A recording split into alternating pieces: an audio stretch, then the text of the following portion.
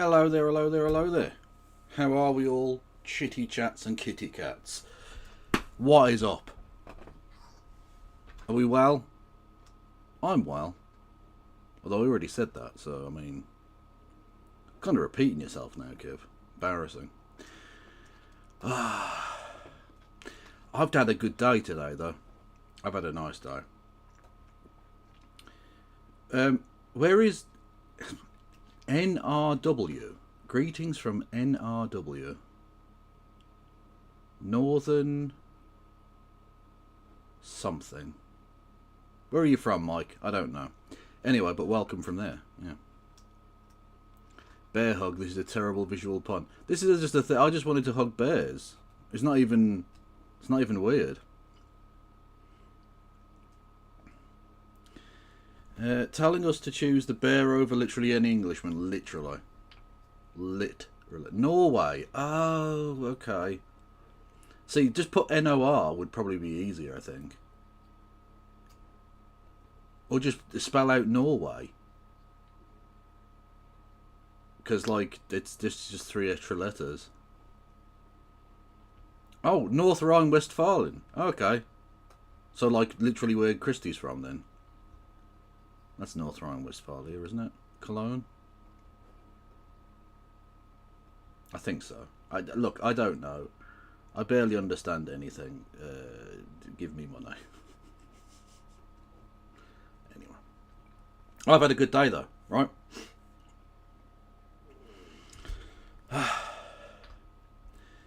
Is it for a certain team? No, this is just a generic kind of rugby top, really. It's not any particular team. Yes. Anyway, I've had a good day, and not for any particularly sort of productive or normal reason. There's some great news that's given me a huge fill up about a cat that none of you know about. I don't think I've mentioned them that much, but they are awesome.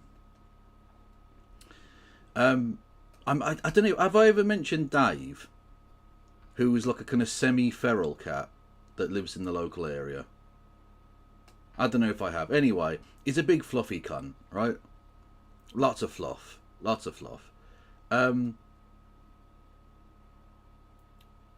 Anyway, and he used to come around, and I'd feed him, right? So, and he always looked a bit scraggly, but like he was never thin, so I presumed he was getting fed somewhere else, right? But he didn't look like an indoors cat, and he was a bit kind of wary of people and stuff.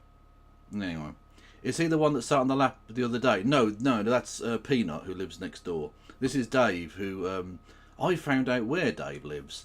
Not to spoil the story too much. Anyway, because he was kind of a stray, and clearly was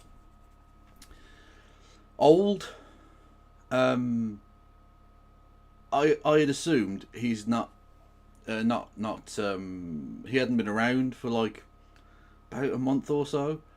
And he used to come around probably twice a week, and I'd give him some food, and I'd leave water out on a hot day for him and stuff. It was nice. Anyway, and he hadn't been around for about a month. So you think it's, you know, he's probably snuffed it, right? It's a shame. I'd have happily had him come and live in my fucking house if he'd wanted to, but he was clearly an outdoorsy street cat type chap. Anyway, and so that was sad. You kind of come to the realisation, oh well, you know, it's just the way of the world, unfortunately.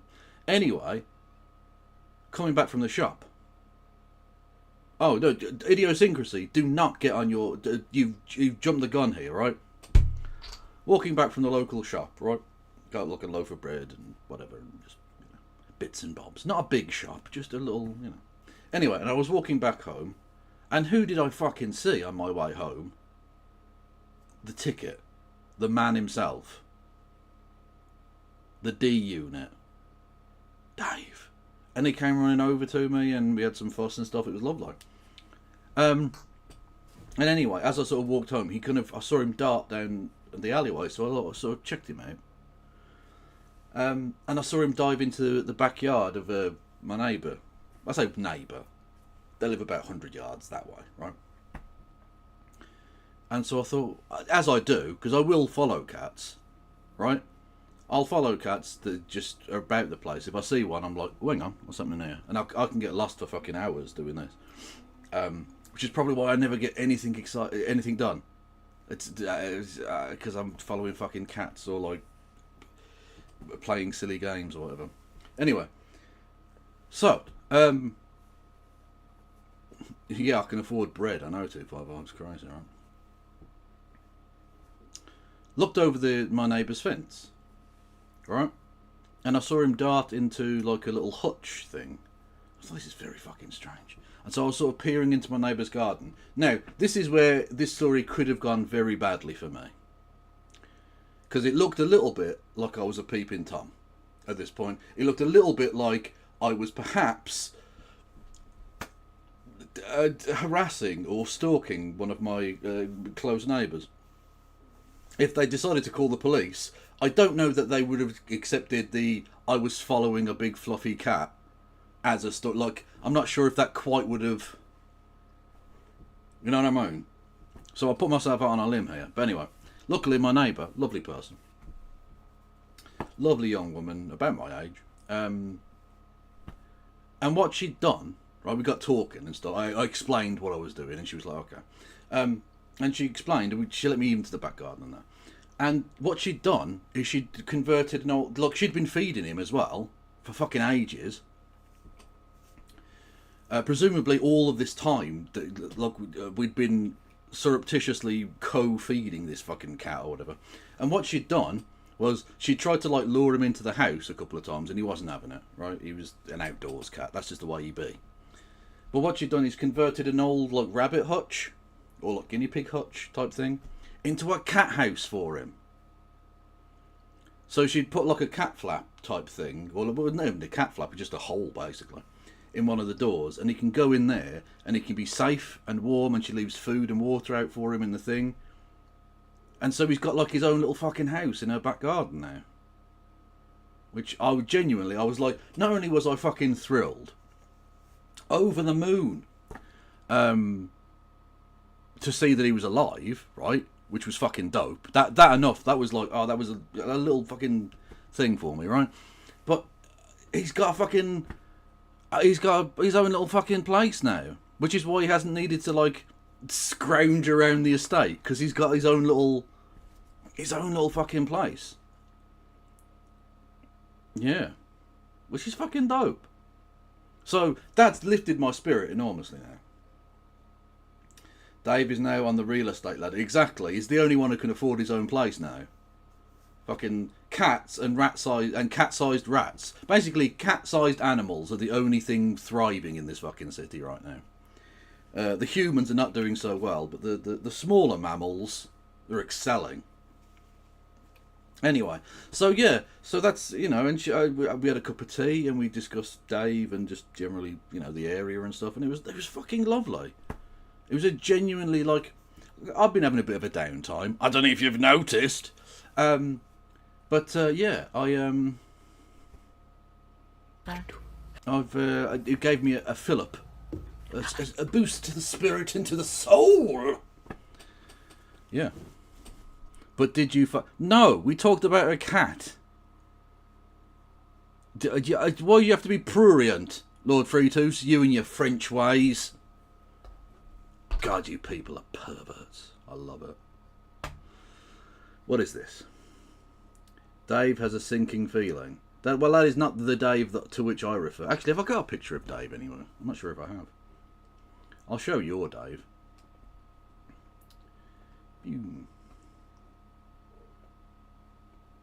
Fuck yeah. Have I got a picture of my Dave? I don't know if I have. And if I do, I don't know how to get it onto the computer. But I'll have a look.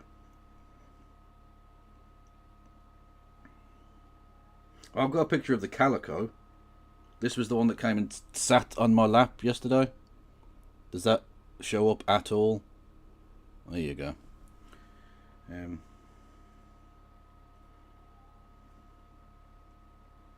Oh, I've got pictures of Rory cats, obviously. Have I got a picture of Dave? I don't think that I have.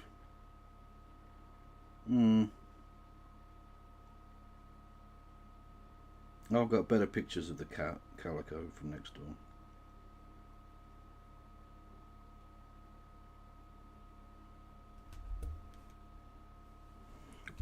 Yep.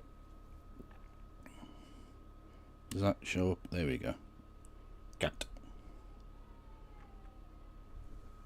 Anyway, that's That's not, none of those are Dave though, but I don't have a picture of Dave. I should have taken a picture of like the fucking cat house for you.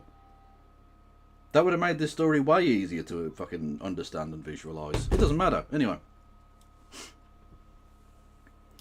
Yeah, so that's I've been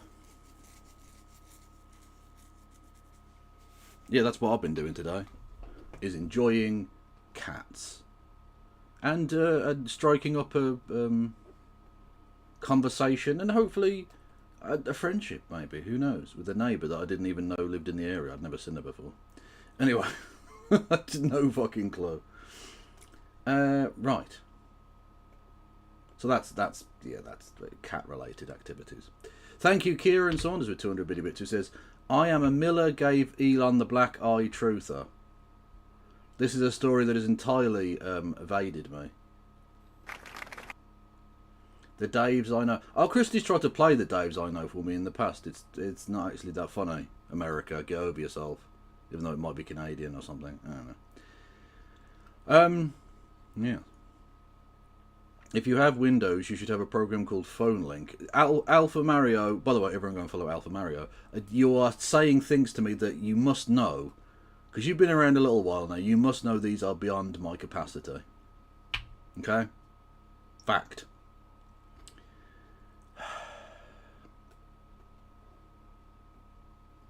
What is this?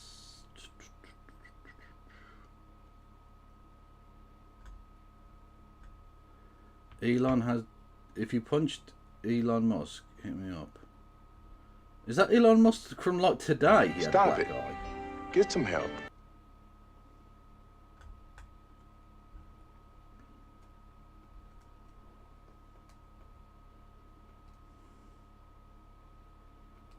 Is that from today that he had a black eye, or is this like an old picture? I don't know.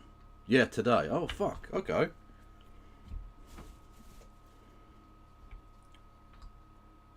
Could have been anything. The amount of sexual assault he tries, maybe someone fought back. Who knows? Who fucking knows? Anyway, talking of wankers who might or might not deserve to get punched, Nigel Farage, erstwhile leader of UKIP and now leader of, and indeed the Brexit Party, now leader of Reform Inc. Technically not really a political party, but whatever. Anyway, as we know, he's saying X punched him. What, he's saying that his child punched him? I don't think that's nonsense. No. Like, how fucking jacked is his kid that he can do that kind of damage? He's like a fucking 3-year-old or some shit, isn't he? Anyway. Right. Nigel Farage, erstwhile leader of the Brexit Party and UKIP, and now the leader of Reform Inc., the pretend political party. He has decided to spend his time during the parliamentary recess, because for those who don't know, Parliament never does anything, really. It's fucking shit. It's currently on holiday, called a recess, for Whitsun. Yeah, the Whitsun fucking recess, which is a thing from like the fucking 18th century or something, because we're a very normal and serious nation, obviously. Nigel Farage has decided to use that time well. Not in Clacton, his constituency, because obviously, but in a very, very near location to Clacton, in a small village called Las Vegas. Yeah, he's in Las Vegas. He's gone to America now. Look, people might say this is ridiculous. What the fuck? You've gone to Las Vegas, you prick. To which I say, again, it's very close. On like a galactic level, Las Vegas and Clacton, like, they're pretty close, right? Look, if you compare it to him, look, it's not like he went to the sun. That'd be miles away. But so, you know, statistically, it's an anomaly.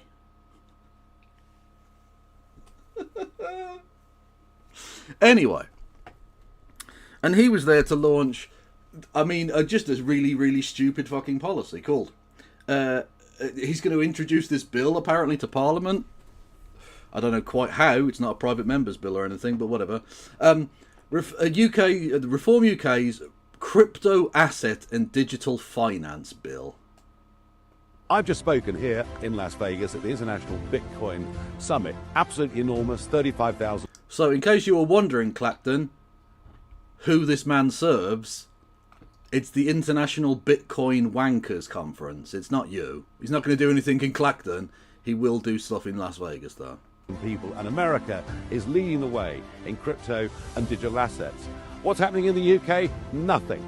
The Labour and Conservative parties... Yeah, good, because crypto's a fucking scam, you scammy prick. ...don't even understand it yet. There are 7 million British people that own crypto. 1 in 4 people under 30 owns it. Well, we, in Reform... So, 1 in 4 people's got the fucking clap. I don't know. What?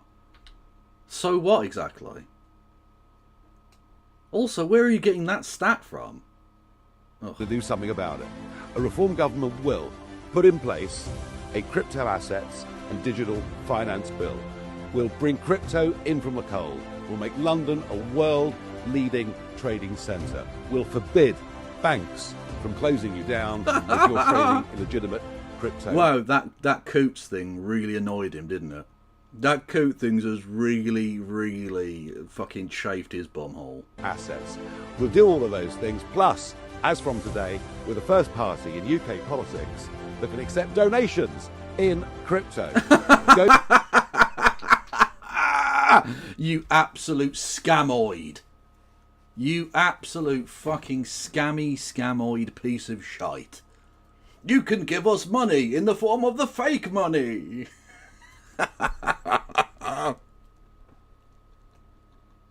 Go to reformparty.uk, read the bill, see what you can donate, and help us to help you. Honestly, Reform UK might be the first organisation in British history, or the political party in British history, to, like, hire an assassin on the dark web with Ethereum. It might happen. Get the United Kingdom properly into the 21st century. Absolutely fucking useless. And of course, he's not just launching this shit. He's going on about abortion and fucking all kinds of other shit. For 2 main reasons, right? Firstly, he wants to signal to his Americans that he's still, like, based and awesome. And secondly, he's trying to sort of float out ideas while he's in America, knowing that some of them will gain some traction in Britain, and he can then use those, right? Because he needs to float out the idea of all of the different weird pieces of, like, American culture war bollocks, and see which ones might work here. Because he knows that, like, I don't think he thinks for a second that the anti-abortion stuff is going to fly, but he needs to put that out there for the Americans. It's red meat for the American far-right garbage that he's, you know, trying to get fucking Bitcoin from. And then, further to that, it helps him sort of gauge which bits might work in Britain and which bits might not. Because we haven't really seen an out-and-out culture war thing yet. The only thing that the parties have kind of gone with is the trans stuff, but even then it's kind of tentative. Like, they are obviously trying to take rights away from trans people. I have taken rights away from trans people, but you're not getting, like, the libs of TikTok type, like, horrific crazy shit, because the British public are generally speaking in favour of trans people existing. So, you know, it's him trying to sort of see where he can go with this. And I just have to say to him, if you want to be the MP for fucking Las Vegas so much, how about you fuck off and just go and live in Las Vegas, you prick? Because you are doing a massive disservice both to the people of Clacton and to the people of Britain more generally. You fucking wanker. Anyway. Apropos of yesterday's show where we watched Question Time, and we had Ava Santina Evans, or whatever anyway, who was the kind of nice leftist woman who may sort of did a joke about maybe being a sex worker, which was funny. And she does Politics Joe, and this is her what I didn't get to say on Question Time bit. So I thought we could take a look at this. Okay, Love Podcast, Hate Nonsense, Ava Santina. We're doing a surprise podcast. We've crashed somebody else's set. GSN have got to shoot, I think, in about 10 minutes' time. But urgent times call for urgent measures. They do. Question time. Bernie Sanders. So much has happened. Just a short 24 hours ago, you are sat where Bernie Sanders was sat. Yeah, actually, in this very space. Can you smell him? What's he smell like? I haven't washed since I shook his hand. Like, well, yeah, I know. He smells like socialism, baby. He does, yeah. And also, we're not wearing shoes for fear of fouling up the white backdrop that we find ourselves on. Ollie walked in and he had fox shit all over his shoes. And we said, why? The socks, I think, are possibly worse. That's free content now, isn't it? McDonald's PR, yeah, that'll make its way to Wiki feet. Yeah. Right, let's stop prevaricating. We need to get into it. You want to start with Bernie? Well, I think let's park Bernie. The interview's coming today. People can watch it. Maybe we'll talk about it in more detail another time. Okay. Let's forget about it. You were on Question Time. Yeah. Congratulations. You were really good. I don't know. I enjoyed your contributions enormously. That was the most frightening thing I have ever done. Really? That is terrifying. I was shaking like a leaf before. Really? Yeah. Also, it was at the poshest school I've ever seen. Why were you so scared? Is it the live audience? I think so. Yeah. You don't know how they're going to react. I guess. Start booing you. Yeah, booing is bad. I also think if they started to laugh at you, that's probably worse than booing, right? Yeah. It's like booing is like, I disagree with you. Laughter is like, I'm mocking you. That's bad. Do you remember the guy who didn't know he was in the top 1% of earners? Oh, yeah. Yeah, you don't want that. That was awful. Yeah, you don't want that at all. But Yeah, you don't want to become like the main character of that show. You don't want to become nationalise the sausages, you know? Top 1% of earners. No, So no, I don't. Talking of it sparked in my mind. I've got the release the sausages thing, and then it went, oh, you haven't done the fucking the grift thing, not grift, the shilling thing, right? So I should probably do that. I reckon, maybe, perhaps. Hello there, everybody. You can hit the follow button. You can subscribe. You can subscribe with Amazon Prime. You can give subs to the community here on the Twitches. Twitch.tv/KOS. You can you can do bits messages. 200 bits or more will get you a text to speech. You can do super chats. But hang on, we were on a hype train. I didn't even know a hype train happened, and I didn't even notice. And that was 6 minutes ago. It should give me a thing, a audio thing, a signal. It just shows me on the screen that I don't look at very often, because why the fuck would I? I can see on my OBS the chat, so I don't need to look at it. Anyway. Yeah, so 200 bits or more gets you a text to speech. You can do super chats via the Streamlabs link below. $2 or more, there gets you a text to speech. You can help me out on Patreon and or PayPal. You can go over to the YouTube. I've got a Discord, Blue Sky, Instagram, TikTok, Threads, something else that I've almost certainly forgotten. And if you're on YouTube, or your YouTube, what the fuck is happening? What is going the fuck on? Yeah, you can subscribe to the channel for nout. You can thumb the video up. You can hit the bell icon to get something. You can become a member for 99 pence. You can give memberships to the community, and you can do super chats that I will read out.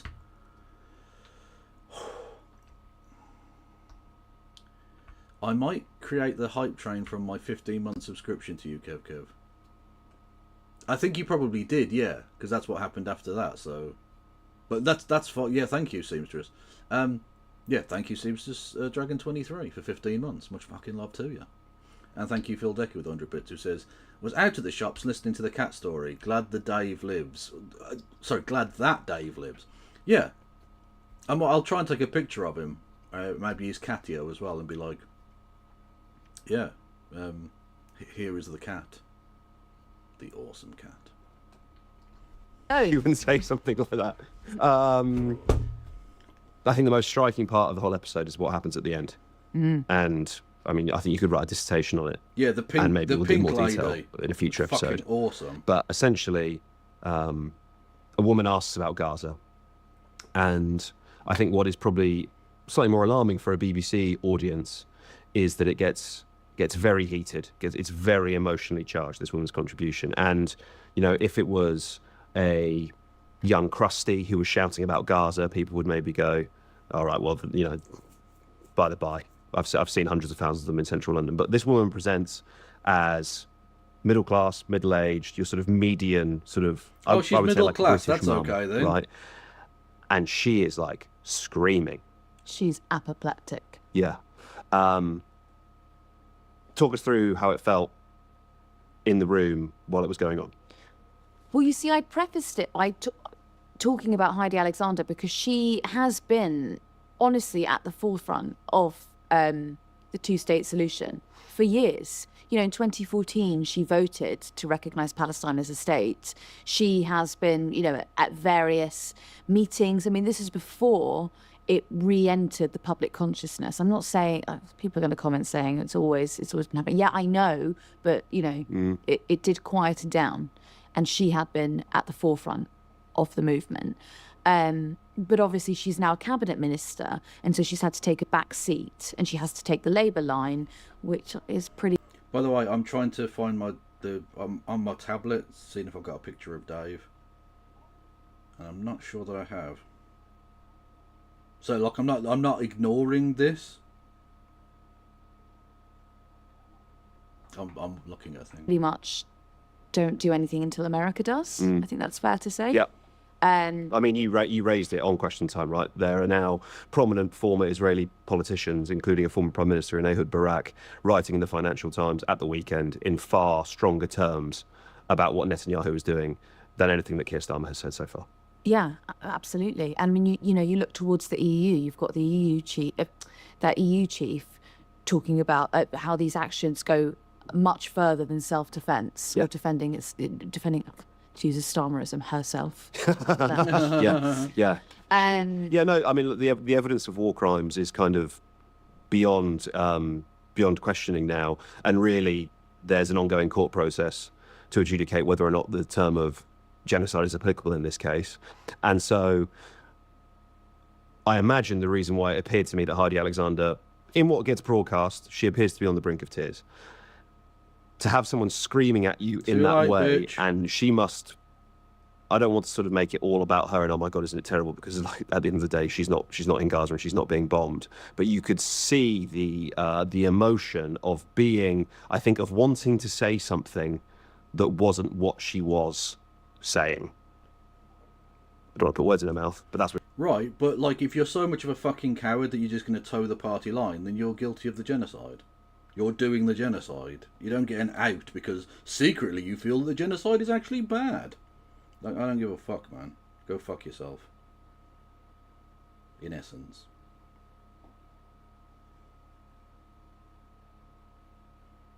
I've got some cool pictures of Rory cats.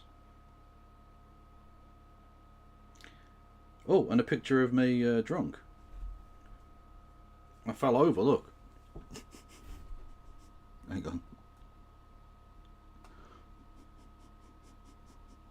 That's sincerity cam as well. No. Fucking hell. What it looked like to me. I would agree. Yeah. She really choked up. And when we left, it was the final question, and when we left the stage or whatever it is, she did break. Oh, really? Okay. Again, crocodile tears, but still, it's interesting. Additional information. It's very Maybe there's a human being in there somewhere. Perhaps. difficult, isn't it? Because when you become a cabinet minister, you essentially sign away a lot of your own personal beliefs, and you have to follow the government of the day's No, you don't. You can resign. No, you don't. That's not an excuse. No. choice in legislation, right? Yeah, it's government line, yeah. You have to follow the government line. Collective responsibility. But, you know, Angela Rayner is much better at skirting it, I think, than most. She'll say Okay, so she's a better coward. Brilliant. personally, this is what I think. Yeah, well, I think she has a little bit more license, right? Well, yeah, she does. You can't. She is the deputy leader of the Labour Party, and until an election result or her resignation results otherwise, her position is essentially untouchable. But then the other side of that argument is your own position untenable if you don't agree with the line of... Look, we've literally seen this before with the Iraq War. We saw Robin Cook resigned from the cabinet. Claire Shaw eventually resigned from the cabinet. Yeah, this is a point. If you've got a point of principle, like genocide is bad, and I don't want to defend genocide or aid and abet genocide, you resign from the cabinet.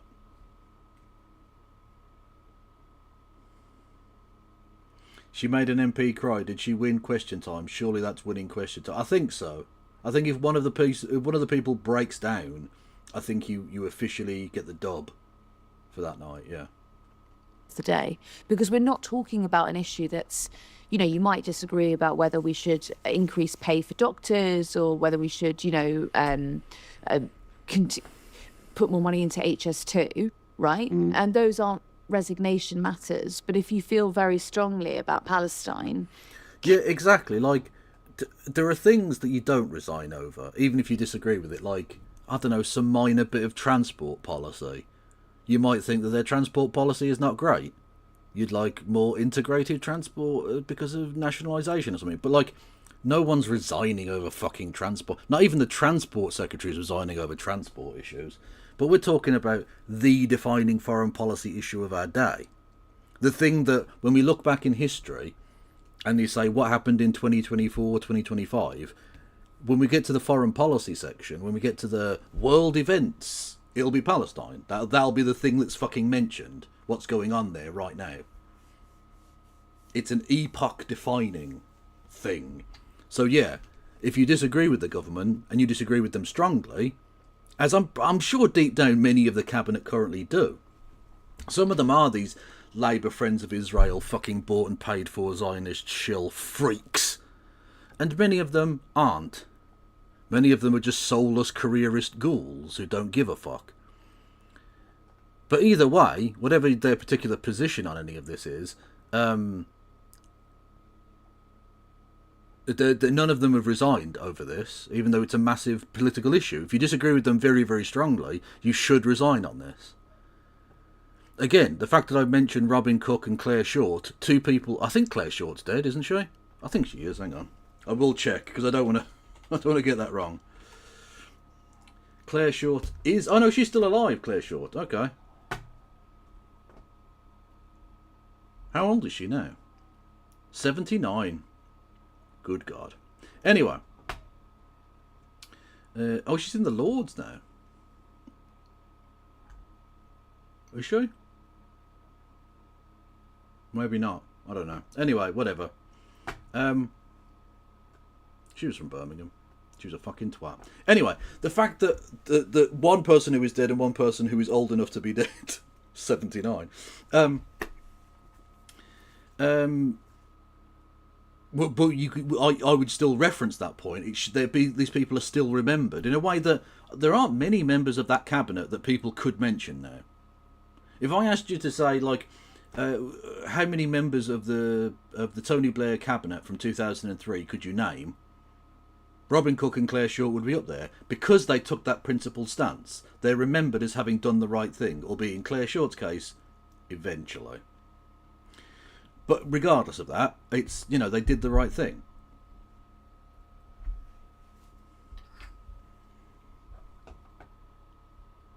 Most of these fucking careerist suit wankers will be forgotten the second they're out of it.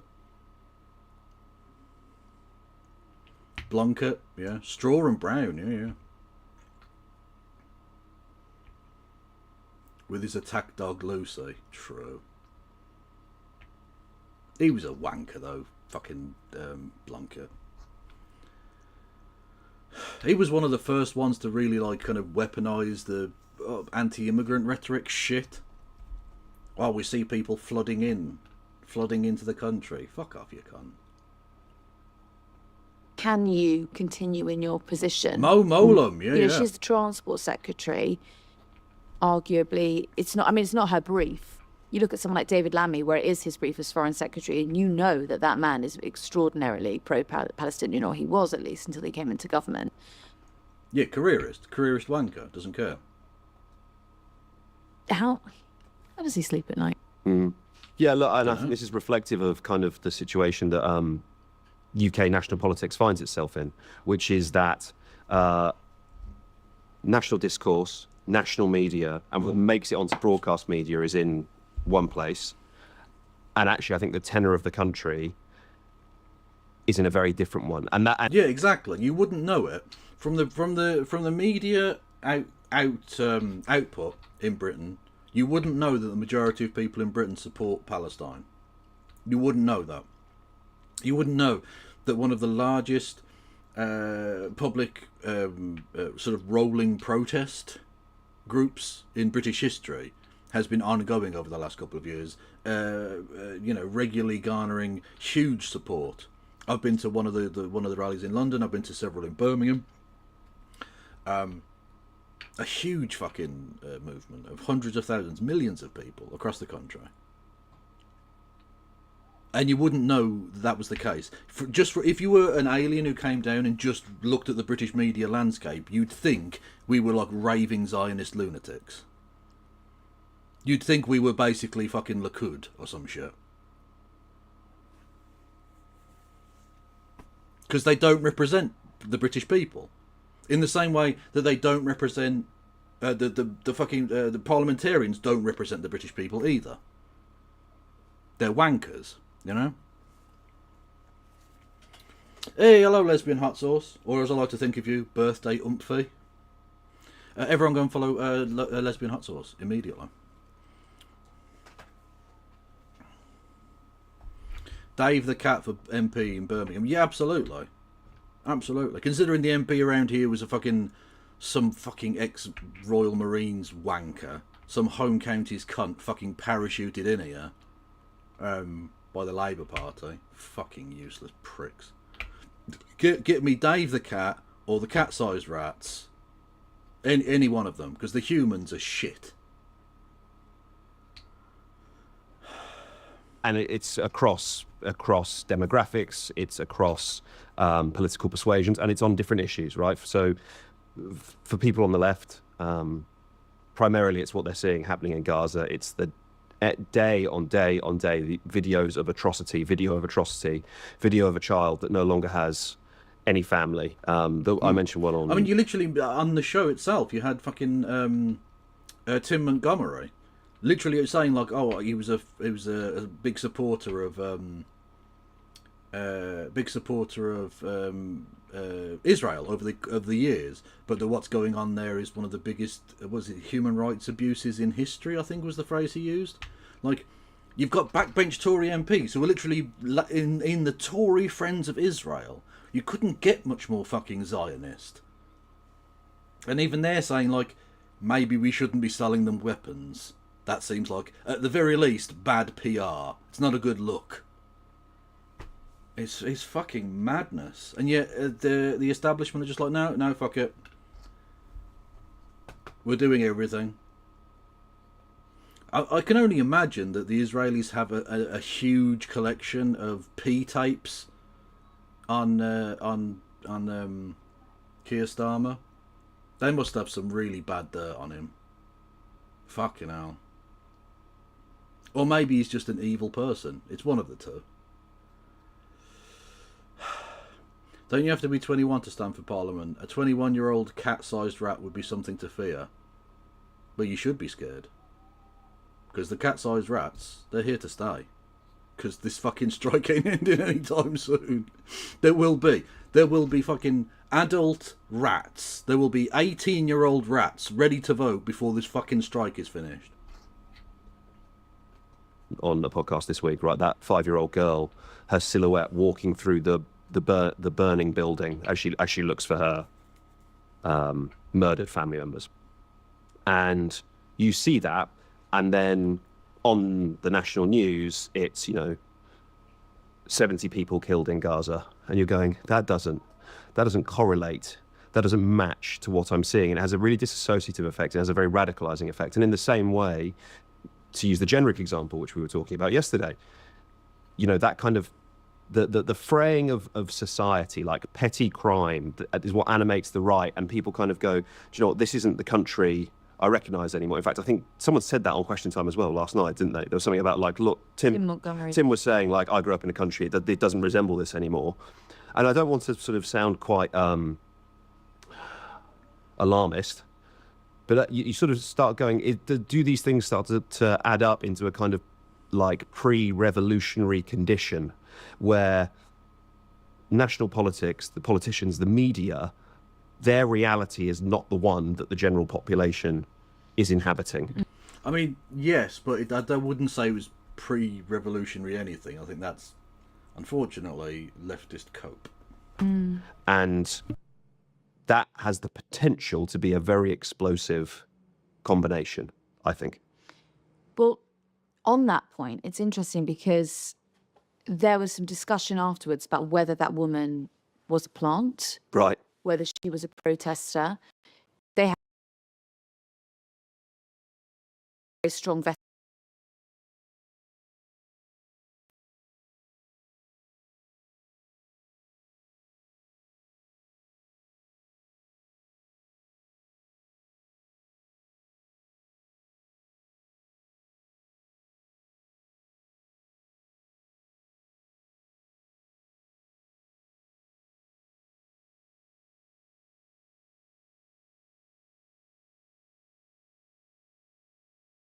Ah, fuck, I was muted. Bollocks. Anyway, Ava was saying there that this person, there was some conjecture as to whether they were a plant. They're not a plant if they're just a member of, like, if they're just a protester, as in they believe in the thing, right? That they actually believe in the cause that's being espoused there. A plant would be something like a political party or a company or something doing it. The Tories have been known for this for years and years, right? You can always tell the Tory plant in the audience because it's always some weird fucking bullshit, esoteric, hyper-specific thing that the Tories are obsessed about at that particular moment. And they always use like the same wording and formulation of the narrative and so on, right? It's ridiculous. Someone believing in the rights of Palestinians and the Free Palestine kind of movement thing, going to the Question Time audience as a member of the public, that's not a plant. That's just someone who believes a thing, which, like, it's a political discussion show. That's fine. They do, yeah. Yeah, they check social media, but they do that because a lot of people were apparently claiming to be Tory voters turned up and they were a Labour voter, and it disrupts the audience, right? Because they want an equal balance. So that's why they claim that they vet the social media. It was interesting because there's a disconnect, right? When we're going out and we're voxing people, even when we were talking to people at, Wide Awake Festival last week, the strength of feeling about Palestine is politicians can't seem to conceive of it. They are really out of touch. They think that anyone who is speaking on Palestine at the moment is sort of like a rabid protester. Yeah, like a crank, yeah. Like a crank. And it's... Well, that's why I think because it's the Westminster bubble. It's pathetic. There is one opinion allowed, and that is Israel is good because they're our geopolitical tool.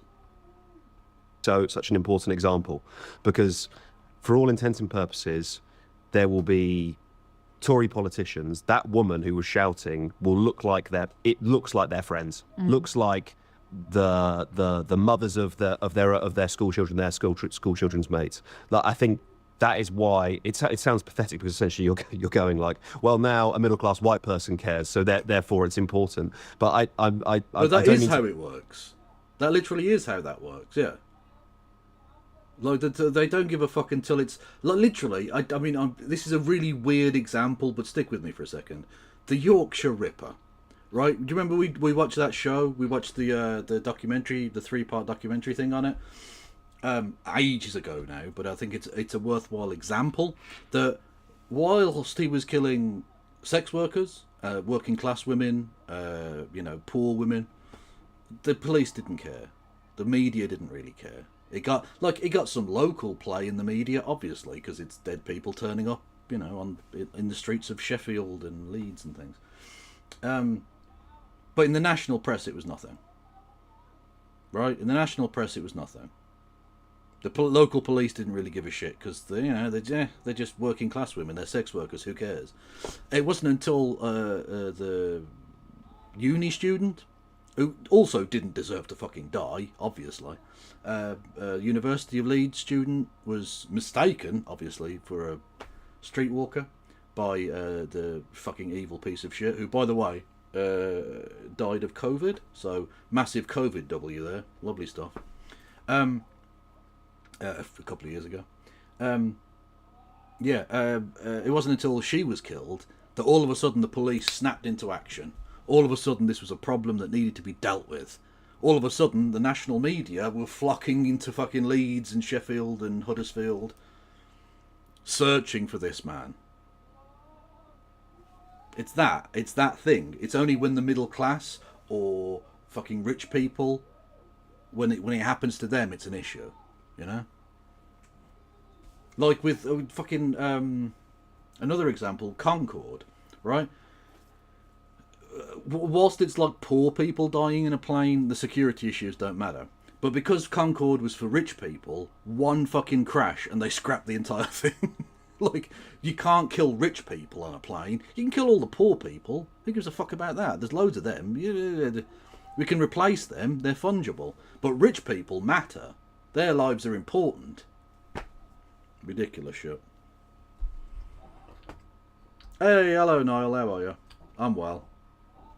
To minimise other people who are involved in this struggle, all I'm saying is it's not just left-wingers. It's not just people with radical politics. It's like this issue and others.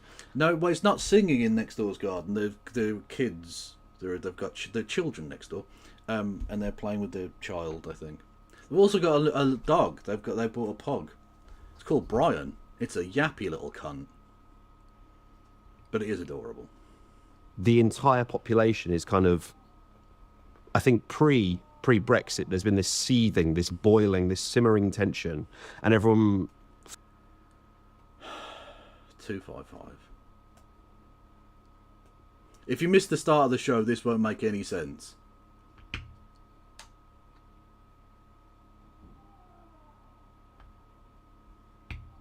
But I mean, they weren't in the fucking shower. I was peeking over the back fence, but I did look a little bit like a stalker. And the genuine excuse was, I thought I saw Dave the cat run in here, because I did in fact see Dave the cat run in there, and there was a whole story behind it and everything. Imagine if I'd got that wrong. Imagine if he'd gone into the garden over, the next one, and I'd just missed it or something. I'd be in prison. I wouldn't be doing this show, I'd be in prison. Thought, as extremist politics swept across Europe and America, that Brexit had been the release valve in this country. That essentially that had been the mechanism that populist sentiment had been, the vassal that populist sentiment had been put into, and the UK was fine and wouldn't involve itself in anything like that. I think increasingly we're seeing now that couldn't be further from the truth. I mean, it was apparent during the election, wasn't it? Because you had Wes Streeting nearly lost his seat, Jonathan Ashworth did lose his seat, Shabana Mahmood nearly lost her seat. And at the time, I think a couple of weeks afterwards, people were arguing that it was sort of Thank you, it Flo. was in Muslim-populated areas. Thought on Zionism. It's ethno-nationalist cancer. I hate it. I hate it in the same way that I hate any other ethno-nationalism. It's evil. And that was the reason that people were voting for the independent candidate who might be on a more pro-Palestine ticket. Yep. Disagree. Yeah.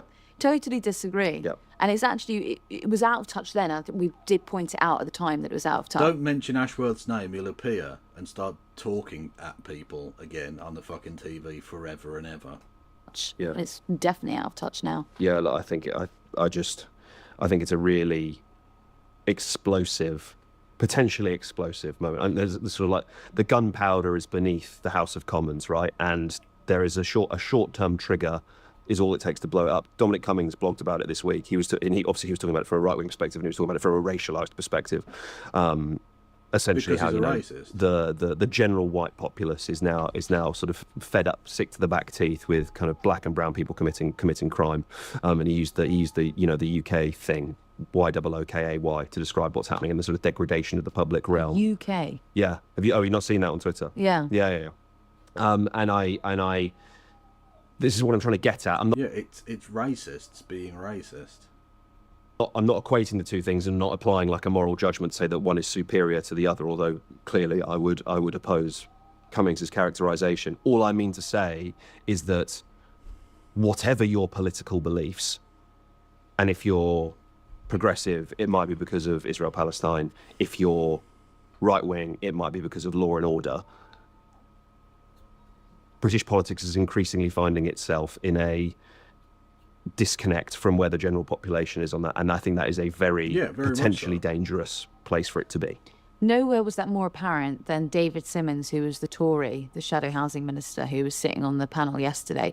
He was an afterthought. You know, it actually really... You've got Tim Montgomery, who's just a Reform member. He's a pundit. Yeah. And actually, his opinion, his take, carried more weight, clearly, on the panel. Well, yeah, because he's a member of a political party that has a future, whereas the Tory shadow housing secretary is in a dead political party that don't matter. His views are fucking irrelevant until or unless he, well, he technically wouldn't be crossing the floor because they're on the same side of the floor. But unless he defects to Reform, his opinion is irrelevant. He doesn't matter. No Tory really matters. Fucking Kimmy Badenoch is an absolute non-entity. Technically the leader of His Majesty's Loyal Opposition, but you wouldn't fucking know it. No Christie, is she okay? Yeah, Christie's absolutely fine. She's at a conference about something, and yeah, she's probably loving it because it's other nerds talking about nerd shit. Than the incumbent Tory. Yeah, I mean, look, they're third in basically all polls. I saw one poll put them fourth. National poll put them fourth recently. I feel like the Tories at this point. I haven't seen a poll that put them at over 50 seats after the next general election in weeks now. Weeks and weeks. I haven't seen a single poll that's had them at even 40 seats. I don't think. Most of them have them down in the 20s. Some have them even lower than that. They're basically dead. They are not a political force. Which is hilarious. Because that's where they deserve to be.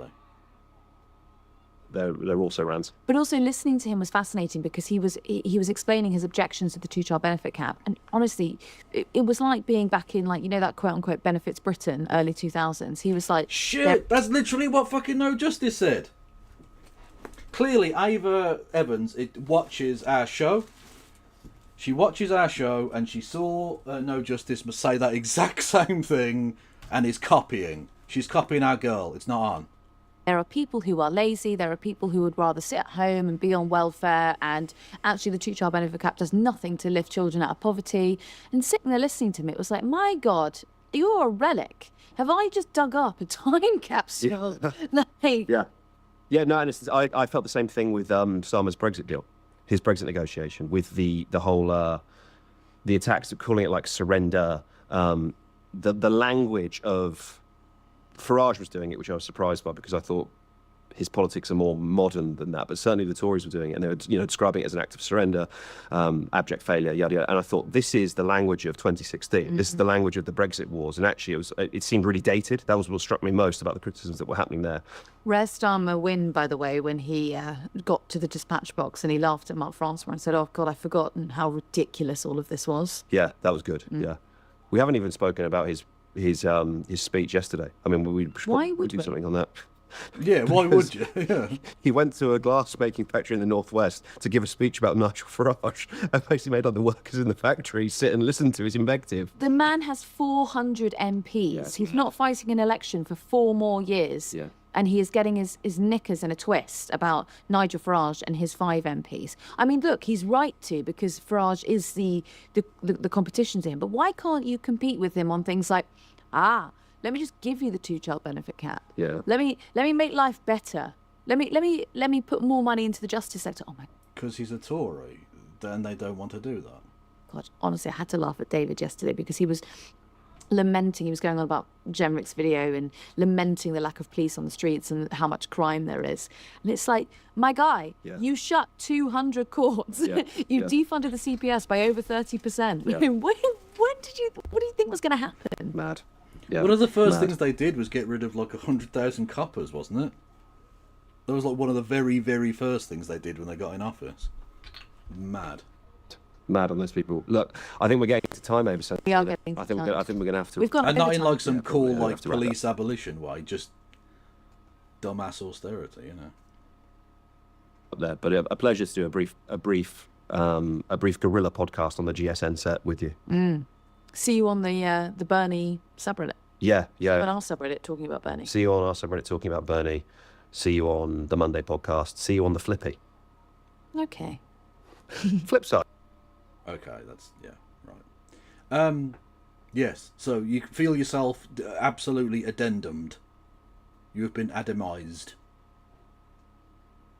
Slop content. We've done serious. Slop. They so London. They are very London. Like that's what you got to bear in mind with the politics Joe crowd. And to be fair, to an extent with Navarra and all of these people, is that they're also London. They're also very like southeast, largely middle class. You know, let's not like they can talk about Keir Starmer going to the northwest and like going to a glass factory as if either of those people know remotely what that would be like. It's kind of funny, but anyway. I don't know who this person is, but someone suggested this, and it might be quite fun. It's about a real thing, right? It's about a real thing. Palestine, Israel, anti-Semitism, anti-Zionism, blah, blah, blah, blah, blah. So there's serious content in there, but it's also slop, right? I don't know who this Kunman guy is, although there's a chance I was on a stream with him at some point. I have no fucking idea. Anyway.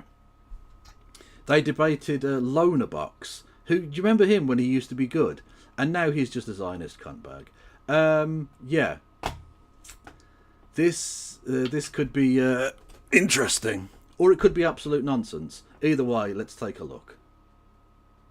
It's pronounced Queeman. Really?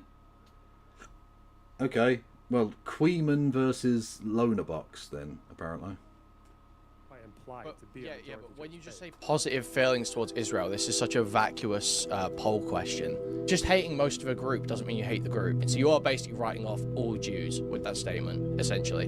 Is it also safe to say that 65% of British Jews are making things themselves unsafe by identifying as Zionists? Fundamentally anti-Zionist, even if you don't believe in the immediate destruction of the state of Israel, you would fundamentally be anti-Zionist. So calling that a Zionist position that you believe that there is a temporary need to not have these populations mixed, but fundamentally you're against an ethnic state, to call that a Zionist position is ridiculous to me. Who do you think is worse, Hassan or Nick Fuentes? Side thought here. I feel like the thing people want more than anything right now is people who hit back. Hey. Hello, how's it going? Yeah, pretty good. Are you like on the other end of your room? Yeah, I was just grabbing a drink. Sorry. Wow, empty chairing me. What the? Jesus. Okay, so See you later, Big Zebra. Well, I just want to pull up the Thanks for stopping by. tweets because I remember I sent you a screen. Who are these weirdos? They're just internet people. First message you need to talk. That's why I said Okay. slop.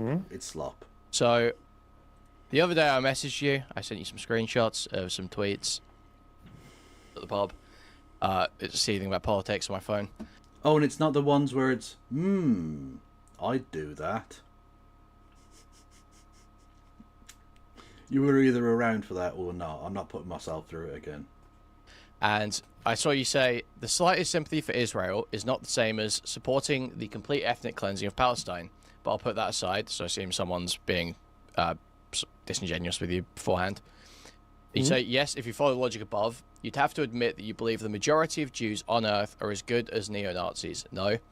This person says, if the majority of Jews favoured killing and displacing all the Palestinians in Gaza and the West Bank, and I said that is a fascist position, you're saying that would make me anti-Semitic. Just clarifying. And you said, might have to think more about it, but you probably would be.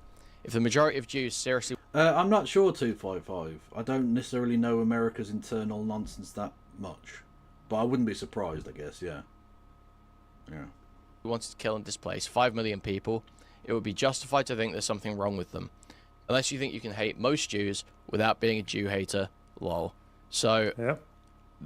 I feel like saying that if a majority of a group believes something, and you believe... And this is how you know they've fallen down this weird Zionist trap, because he's doing the exact fucking stupid semantic bullshit that they all fucking try and do. Because basically they need to make it so that anti-Zionism is like basically like Nazism or something.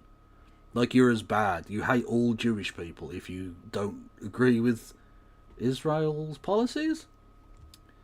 And so they need to play these silly word games. It's very strange. No, it's not very strange. It's very disingenuous and disgusting. Your opinion is that belief is like abhorrent, despicable, beyond the pale, Nazi adjacent or Nazi leaning, whatever you want to call it. If you believe that about that position, then you are, in some essence, bigoted against that group that hold that position. Okay. Is that what your position is? So I can probably fast forward like 2 or 3 steps to this conversation if you want. So if the majority of Jews actually wanted to just kill like 5... So he's already got the dialogue tree out.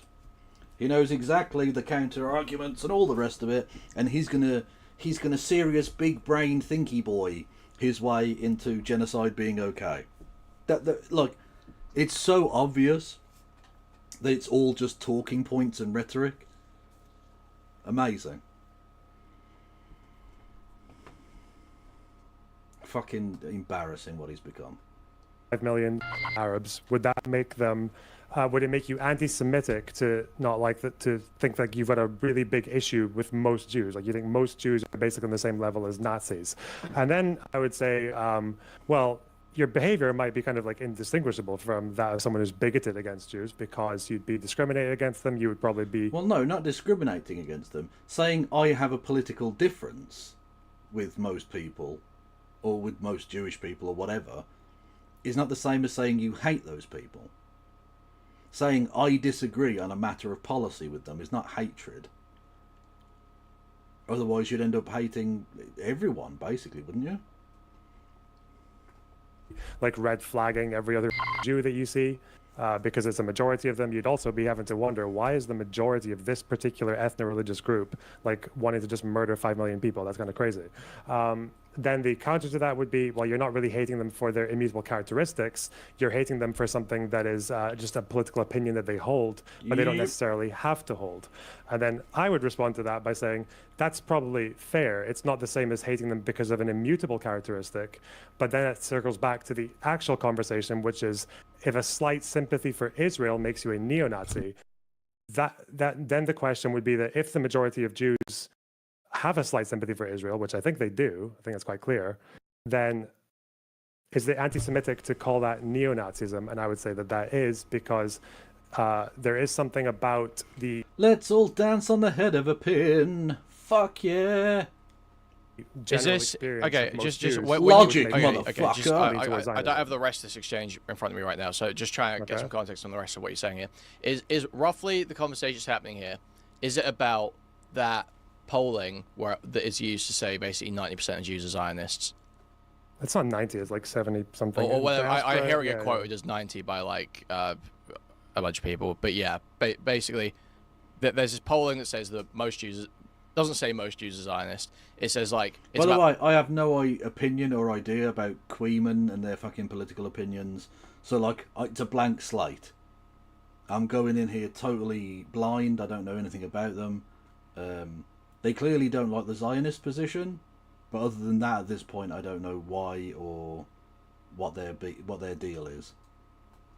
Positive feelings towards Israel or something, and people take that to mean most Jews are Zionists, right? Depends on which poll you look for, because like for American polls, there are polls that will just say like most Jews believe that Israel has a right to exist as a Jewish state, so that would be Zionist. Sure, like but then 70% say they're Zionists. So what definition of Zionism do you use? I thought Israel has a. Yeah, go on. Oh, I thought so. Your position is Zionism is just Israel has a right to exist, not that there has to be an expansionist element to Zionism. No, it's Zionism is Israel has a right to exist as a Jewish state. You can be a Zionist too. Well, hang on. Adding in as a Jewish state. That alone, like the Martin Bailey approach of saying, well, Israel just has a right to exist. That's all I'm saying, and then it's the actual position is much more expansionist and shitty and right wing and blah blah blah blah blah. Right?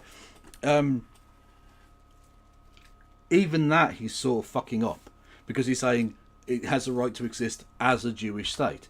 We don't have and shouldn't have ethnic states. That's not to say there aren't countries that have majority ethnic populations. Of course there fucking are. And there are countries that call themselves like Islamic Republic and things. But I disagree with that as well. Ethno-states are bad. Okay? That's just a very straightforward position. It's a position I hold universally. Saying Israel has a right to exist is one thing. Saying Jewish people deserve to have a place they can feel safe is one thing. Saying Israel deserves to be a Jewish state is a much more intense and frankly indefensible position as far as I can say. Who opposes the settlements in the West Bank, you can be a Zionist who supports them. Yeah. So you don't think that Zionism? Okay, so if you believe, let's say this, would you say this is a Zionist position that, in theory, it should be a one state, one person, one vote, but that's not possible right now? Is that considered a Zionist position to you? That's very difficult because I feel like that's where like most people land. Most even, like not most, I wouldn't say, but a lot of Western Jews are going to land in that position where they understand the legitimate security fears that Israel has in the current situation, but don't believe in an ethno-state. And so what I feel like there's a game being played by almost both sides in different directions, where everyone's trying to conflate Jew with Zionist, and the basis that's being used, sort of, it feels like from you guys' direction, is most Jews have a positive sentiment towards Israel. So if you say that thinking Israel should be an ethno-state is a Nazi position, then you hate Jews. It feels like is what's basically going on. Well, where's this? Are you suggesting there's a majority of Western Jews who believe in a one person, one vote, one state solution? No, I'm not suggesting. I don't know whether there's a majority. I'm saying a lot of people, I think, land on that position. A lot of those people who say, I have a positive feeling towards Israel, probably don't principally believe in the idea of ethno-states. Yeah. Especially not more secular liberal Jews, I'm imagining. I think my understanding of like most Western Jews as well is like when they say Israel has a right to exist as a Jewish state. We'll go 1.25 on this. I think we'll just speed this up slightly. The Jewish state implies that it's majority Jewish. Yeah. At least Israel. So what polling is there? So what's the polling? How many Jews agree with the idea that Israel has a right to exist as a Jewish state? What's the polling on that? I can find my little thread on it. Because the one I always see cited is the one where it's just positive feelings towards Israel, and people use that to completely astroturf and act like every Jew is a Zionist. Okay. This might take me a minute to find it because it's on a Twitter thread, so I don't know how to search my own fucking tweets. Is it French Jews I was talking about? So with this Jews. Petri Club person, that helps. Who's that? I'm saying what the @ you're replying to in the screenshot is. Oh no, it's not that. This isn't. Oh. This is a really old Oh, thread that I okay. did about this. Was it a year ago I did this? What's this? So it was around April 2024. Okay, It's a very good question, Mike. What principles Maybe does find the the recent West Pew one exactly on represent? Yeah. Israel. That might be a start for America. Pew Like when is- they say we need to defend Western civilization, what does that even actually mean? What does that mean? Ancient Athens? Rome? Holy Roman Empire? We don't talk about the British Empire. It was fine. You don't need to worry about it. Search American Jews, Israel. Oh, talking of which, oh my God. Did you see this abomination? Hang on, where are we? I think I definitely bookmarked this. Don't even fucking start with me. If you go to the Boston Harbour, right? You know I've told you before about how you still owe us all that fucking tea? You mangy fucking North American bastards, right? You can go to Boston Harbour and you can ceremonially throw mock tea into the harbour. Let's go. Let's go.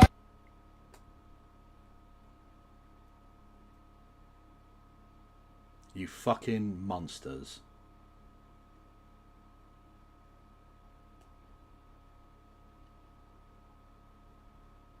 Unacceptable. Unacceptable. By the way, everyone go and follow Ali the Fern, who is cool. You mock us. Not only do you steal and then destroy perfectly good, innocent tea, you then reenact it to mock us. You're literally worse than Hitler. I hope you know that.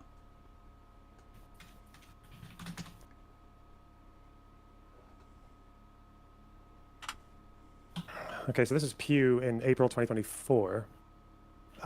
There's probably some inferences we can make here, but if you disagree with any of them, you can. I'll maybe send this to you. You threw one of those. Matt, how could you? Get out. Get out. Get the fuck out. We don't need your kind of riffraff around here. My people's pain is not your costume, okay?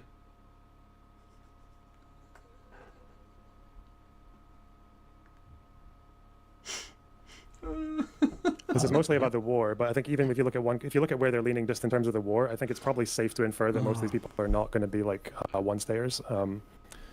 Like so when it comes to even just like sympathy for the Israeli government, you get like 54% with a favorable view of this government, like which is probably one of the most right-wing governments or the most right-wing government Israel's ever Yeah. had. So I mean, yeah. So I'm just saying, even under this, it's like, yeah, I'll agree. I totally agree that like a significant, probably at least half of Jews would be considered Zionists under the definition we're using right now. If you're assuming that, you know, what does it say? 62% of Are they Jewish just adults in going to dance US on the head see, of a pin throughout this? the way About Israel is carrying out semantics? its response to Hamas as acceptable. Because I don't give a If you're fuck. polling acceptable in April, this is April 2024. Mm-hmm. Oh, Just about that's a a year little, yeah, that's a little bit different. I don't know. I don't know if I draw such a strong inference on that. I thought this was like super recent. I don't know. I feel like there's plenty of people who could have seen it as acceptable in April 2024 who aren't principally ethno-state supporters. When you say ethno-state, though, like that's the thing I don't get is because if we're talking about most Jews in America or even in France, Britain, etc., saying that they have favorable views towards the state of Israel and that they feel like it's an important part of their Jewish identity, like Israel implies Jewish state. Like that's very implied. It's going to be a Jewish majority state because the only Israel that's not a Jewish majority state is one that. Whoa. There again, that little fucking Hasbro sleight of hand. Notice how he goes from Jewish state to Jewish majority state. Again, there are obviously going to be ethnic imbalances in countries across the world, okay? You can have a country that's going to be like 99% Muslim or whatever, or you can have a country that's 25% this or 50% that, and majorities and pluralities and blah blah. That's fine, whatever. The idea of there being a majority Jewish country there is fine, whatever. Yeah, I don't really give a fuck. That's fine. Saying Jewish state is very, very different to that. That's a really dishonest little sleight of hand is just on there, conflating the two of those things. Majority Jewish state, Jewish ethno-state, two different fucking things. Somehow has been fucking cooed by a minority, or it's one that's dissolved itself and turned into a single one state with Palestine. So I think I think Israel is kind of quite implied to be. But when you just say positive feelings towards Israel, this is such a vacuous poll question. That's not saying. There's so many different things we can connect it to that, where someone's got family members that are from Israel, or they've been to Israel at some point in their life, or they see Israel as like, I don't like what they do. I wish it could be one person, one vote, but I see Israel as like, I like the fact that the Jews have the ability to go to a state that isn't in the West, where we've been fucking holocausted before. There's lots of reasons that people can have positive feelings towards Israel that don't necessarily mean I think this country should be an ethno-state into perpetuity, right? I think if the idea of believing in ethno-states, fundamentally, this is a fascist belief, right? What? Believing in an ethnic majority? No, not ethnic majority. Stop fucking stop bullshitting. Stop lying. He said ethno-state. He didn't say majority fucking ethnicity. Jesus fucking Christ. Enforced ethnic majority, enforced ethnic lines to maintain. Not just majority, but supremacy. That's, I think, fundamentally the point. Like, we've seen the way in which people who are not a part of the in-group get treated in ethno-states, including in Israel. Literally, they were marching through the Armenian quarter of Jerusalem, screaming about the degree to which they wanted to fucking kill the inhabitants thereof, because they're not part of the in-group. We saw from Louis Theroux's fucking thing. Louis Theroux, being a Jewish man, was allowed to go through the checkpoint. The Palestinian, whose family had lived there for fucking thousands of years, was not. That's not okay. Second-class citizenship based on ethnicity is ridiculous. No, not ridiculous. Evil.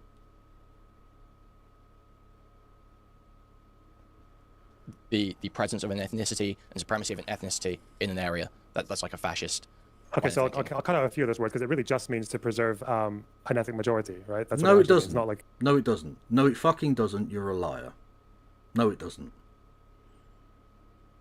Yeah, but that maintains the ethnic supremacy. Like if you've got anytime where you're going to be, any rules that you craft to maintain ethnic majority there are going to have a knock-on of ethnic supremacy, no? If you mean supremacy in the sense that, like, you probably... I'm not sure I can react to Louis Theroux. I think it's been copyright cocking people, so I'm going to leave it. But you should go and check out that documentary. It's very good. Like the main ethnic group have, like, eye-opening stuff. Like more economic advantages and things like that. But when people say... Which is why the Israeli government came out and basically said Louis Theroux is Hamas. Because, obviously... Supremacy, I feel like they're always invoking things like fucking Jim Crow and shit like that. Okay, well, I'm not invoking that. I'm not like a retard lefty, so I'm not invoking that. I'm using very, Oh, I'm not an R-word lefty. Oh, okay, I think we know about this guy. Cool. That's right, that's what it actually means. Awesome. So he's a piece of shit too. So we've got two pieces of shit who just believe slightly different grades of shit. Awesome. Question: did we not also see that little bit with the colonisation of Africa, whereas Uganda, the British brought over Indians because they were more acceptable? Yeah, basically. Yeah. Okay. Clinical supremacy, that is in one ethnicity will be raised up above the others in that society. Okay. So the question is about if it's like inherently fascistic to want to maintain an ethnic majority in a particular area, right? Yeah, to enforce that. Yeah. Okay. Does it matter why they want it? Yeah, I think it does to some extent. That's why I say I understand. Like, I wouldn't necessarily call someone fascist for this position, right? Where someone says, I don't believe that it's possible to have a one state, one vote. Loner Box is welcome on to the show. But yeah, I would be less generous than before, yeah. Because I don't see him as a good faith actor. Situation right now, I think that'll be a horrible safety situation for both people, for both peoples. So I don't think that's possible right now.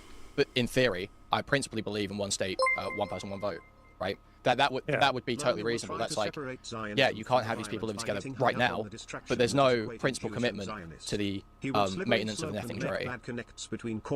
Yeah, that's my position as well. Like, it shouldn't be for its own sake. But if you, yeah. but like, let's say, so if most Jews believed, no, we just want this to be for the Jews. Yes, Flo And you Snake. said, okay, Yes. that's fascist. Even if most Jews believe that, would that make you anti-Semitic if you took that position towards them? If someone said that they wanted Israel to remain like a Jewish majority state, like has a right to exist as a Jewish majority state, and I said that's fascist, then yeah, then I would say that that's like, I don't know, it's not inherently anti-Semitic. I guess it depends on like how much. You're a fucking idiot. You're just an idiot. This is fucking silly. If you oppose ethno-states, you're an anti-Semite. Is fucking dense. You've kind of ignored to why you say it, but yeah, I think there is to some degree. To have that like anti-Zionist position of this idea that like it's like you can only want a Jewish majority state in that region because you're a fascist. If that's your only explanation for it, then yeah, that probably would be anti-Semitic. Sure. Yeah, Okay. because you have to deny a lot of Jewish history to believe that. Yeah. I sort of don't. I mean, don't get me wrong. I think it's interesting history, and you know, I'm very much a fan of studying history and reading about the past of people. But I sort of don't care in a political sense why a group of people might want an ethno-state. I don't give a fuck, particularly the reasoning behind their want to do that. Again, their want to be safe is a different matter. Their want to even have a place to go to away from the bad people who are fucking them over. Again, different matter. The idea of them like demanding an ethnic supremacist state, I don't give a fuck about what's just happened to you. That still isn't okay. It just isn't. It doesn't matter what's happened to you. You don't get to be. You don't get to become the hunter. The was it the poacher turned? No, the gamekeeper turned poacher. You don't get to be that. At least not ethically. Obviously, that is precisely what, unfortunately, a great many of the peoples who went from Europe, having been genocided, unfortunately have become a part of a movement that are now doing that to other people, which is fucking grotesque. Welcome back, everyone. If you're coming over from... What is this? J.K. Rowling and the Cady Grass incident, turning society against trans people. Trans Guy Talks. Subscribe, first and foremost, and I'll check that out after the show. Thank you, Seamstress Dragon. So, okay, so you're saying England should be English majority, and we should make sure it's always English majority. And I don't mean English like, you know, civic English. I mean English like ethnic English. We should always be English. Would you? And I call them a fascist. Would I be Anglophobic? No. Okay. Well, why are the rules different for the Jews versus the whites?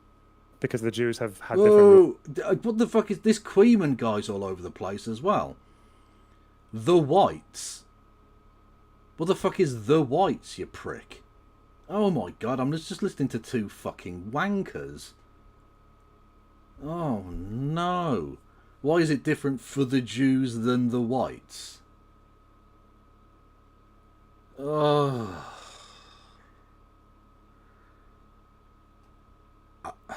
I don't even know where to begin. I don't know where to begin. You've got a very weird American version of what the whites are. Because, like, Swedish people are white, regardless of what Benjamin Franklin has to say on the matter. They're not English, are they? Poles are white, they're not English. Whereas Jewish people are Jewish, sort of regardless of location. You don't even have to be religiously Jewish to remain ethnically Jewish. Yeah, the whites, Jack and Meg White. And Barry White, which makes it racially quite a mixture. Whereas Jack Black is white. Oh, it's a nightmare. Rules for as long as they've existed. They've always been treated. Well, I know. I think a lot of people are sick of They've that, always yeah. been treated. Yeah. What? I think a lot of people are sick of the rules being different for Jews. I was joking. I'm just pissing around. Yeah, I know, right? Yeah, but that's the thing. Is like people complain about whatever they call like Jewish exceptionalism, whatever. It's like, yeah, motherfucker. If a group is treated exceptionally, like by the entire world, I do Muslim, think Christian, this is like retarded thinking. I think this sort of thinking. Firstly, another use of the R word. We're dealing with some real high level ideas here. And secondly, being treated exceptionally. Like, they've been genocided, but lots of other groups have been genocided, and we don't say, oh, well, you can have an ethno-state. What the fuck? How many within the whites have been genocided? Loads. There's been loads of fucking white groups that have been killed in huge numbers, driven away by other white people, firstly. Like, this is fucking mad. We're just listening to this is the blind leading the blind leading the blind leading the blind. Fucking hell. It does just feel anti-Semitism more than anything. Yeah, because wait, what argument? Non-binary The argument you're making right now. donated You're $3. Donald Trump has passed. Another opportunity to admit he was wrong, instead blaming wind turbines for causing cancer. Naturally. You did get me slightly excited there, non-binary, by saying Donald Trump has passed. And I was thinking, oh, yes. And then the sentence continued.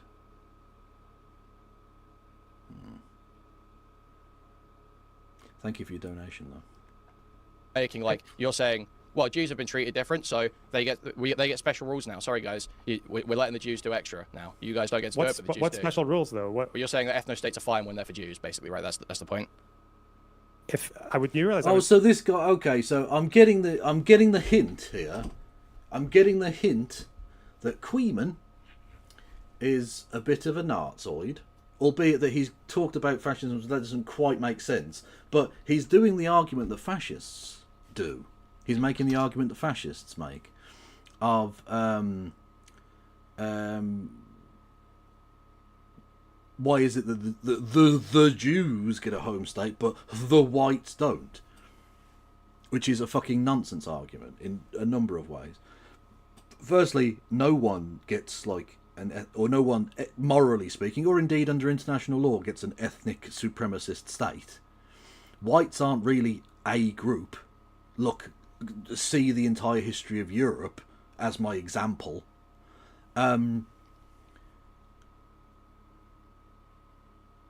So, like, you're just making a really silly, dumbass argument. Fiver says he's a classical liberal. Yeah, a fascist. Yeah, like I said. Yeah. That's what he said. Hot take, no one gets to do a genocide. Exactly. Like, it's a very easy and consistent position to just be like, no one gets an ethno-state, no one gets to do genocide. If we could all just stick to that, that would be fucking awesome. Wouldn't it? I would say the same for Palestinians as well, right? Like, if Palestinians got a state, I would be very fucking skeptical of someone who's saying that, yeah, they should just have open borders and allow any, like, migration group to come in and, like... Open borders. Wowzer. Okay. No one's suggesting anyone... well, I mean, outside of the maximalist anarchist position, no one's saying literally no borders. Like, what the fuck are you talking about? This is fucking awful. Out and right out their majority as well. Like, a Palestinian state, why is it called a Palestinian state? Because it'd be majority Palestinian Arabs. Right. Yeah. Sure. Is that fascist? Well, no, but the point is that you have a principled commitment to the maintenance of the ethnicity, right? Assumedly, the idea of... No, fucking no. You get there's a principle of the continuation of nationality, because these are nation states, right? We're not doing fucking ethnic supremacist bullshit. This is the problem of when they say maintaining a majority. That means if some other ethnicity happen to just let's say, okay, right, there's a significant a significant minority of Palestinians who live in Israel. What about if they just had a massively higher replacement rate demographically, to the point where they began to threaten the Jewish majority in Israel? Would it be okay for them to what? Expel some of them, some of the excess Palestinians? Kill them? Render some of them infertile to stop it? Like, what this is the point. When you say maintaining an ethnic majority, like, we've tried the concept of peaceful ethnic cleansing, or indeed peaceful maintenance of majority, and it doesn't work, because what happens when that when it just carries on? It becomes violent ethnic cleansing. It becomes violent, genocidal governmental action. Starting a Palestinian state isn't. This place is going to be into purpose. Who is the dude that they're talking to? He's a guy called Queeman, who, I'll be honest with you, I didn't know anything about before we started, and has not impressed me. I sense that he's coming at this not from the perspective of Israel is bad, but like Jewish people are cool. I suspect he's coming at this from Israel is bad, and also Jewish people aren't cool. Maybe I'm wrong. Maybe I'm wrong about that. We'll wait and see. But, like, he's giving me some fashy vibes, is all I'm saying. Majority Palestinian, enshrined in law, majority Palestinian. It's for the Palestinians forever. This is now their homeland that no one else that you can't immigrate to if you're going to fuck up the ethnic makeup. You can't. If you know, that's not the idea that I think anyone's saying when they say they want a Palestinian state. I think they're saying that the people there right now should have the ability to start a sovereign nation, to have a sovereign nation that is recognized under international law. It's not saying they should get an ethno-state forever. Okay, we're not talking about forever. Okay, let's say... So are you suggesting, Lonerbuck, there will be a point in time when Israel doesn't have a right to exist? Because that's not very Hasbro of you, sir. Well, we're not talking about... Okay, so maybe I've missed a point I meant to make here. I'm sort of trying to shave off I think there's safety concerns right now, so I don't think there should be one nation, one person, one vote. Right? I'm shaving off that position. And the person we're talking about who is advocating for an ethno-state... Hey, Boy Meets Minnie. Hello, hello there. Everyone go and follow Boy Meets Minnie. Immediately. Believes in an ethno-state for that people. Okay, not just for some limited time safety issue, but as a principle they believe in the ethno-state. Well, yeah, having it for its own sake when there's literally no other reason. If you live in a world where that level of discrimination and fear and persecution doesn't exist, then yeah, of course it doesn't make sense. That's why it doesn't make sense for the English. But obviously for the Jews, especially in the Middle East, that we're not in that world. We're not going to be in that world for probably most of our lifetimes. So under your perspective, totally fine. If someone says, I'm a Jew, I believe in the right for Jews to have their homeland in Israel. I think Israel should be for the Jews, majority Jews. And no, that's not because I'm worried about safety right now. I am worried about safety right now, but also I just think it should be for the Jews forever. You would say, and then obviously you're a fascist, would that be fine? Yeah, that's fine to call them fascist for that. Okay, because I think that's where a lot of people... Because there are a lot of Zionists who unfortunately do believe that, though, aren't there? Can we get to the Hassan bit? I just want to get to the Hassan bit. Is there a Hassan related timestamp that we have? Because I'll be honest, this is boring. So I'm just going to skip forward to 37 minutes and 23 seconds for no reason. Is that what you mean? No, I'm saying like it feels like you will stake a position like, unless you think you can hate most Jews without being a Jew hater, you've staked that position on to defend your read of a statement. But it feels like you never even need to get to that argument because fundamentally your argument isn't about that statement so much. The statement could be totally benign. It's about the person making it and the fact that that statement has room to be malicious. And I know you're in that room because you're a piece of shit. That's what your real argument is. But you've instead staked this firm position that, oh, well, if you hate most Jews, you must be a Jew hater. I don't know. Like, I feel like in that stage you get to a position where it's like, the question is like, would it be okay to hate most of the Jews if they actually all became genocidal? I'm like, yeah, it probably would be, yeah. But fucking... It wouldn't be okay to be an anti-Semite. Yeah, even if most Jews were Jewish. Yeah, I know, because it's not an inherent quality to, like, yeah, it's not inherent to being Jewish, like, to believe those things. Yeah. It wouldn't suddenly become... Okay, well, you should probably tell that to all of the Israeli government ministers who seem to believe that if you oppose genocide of Palestinians, you are anti-Semitic, therefore implying that there is something intrinsic about being Jewish, which means you're genocidal. You should probably point that out to them. Thank you, Main Captain, for resubscribing. 51 months.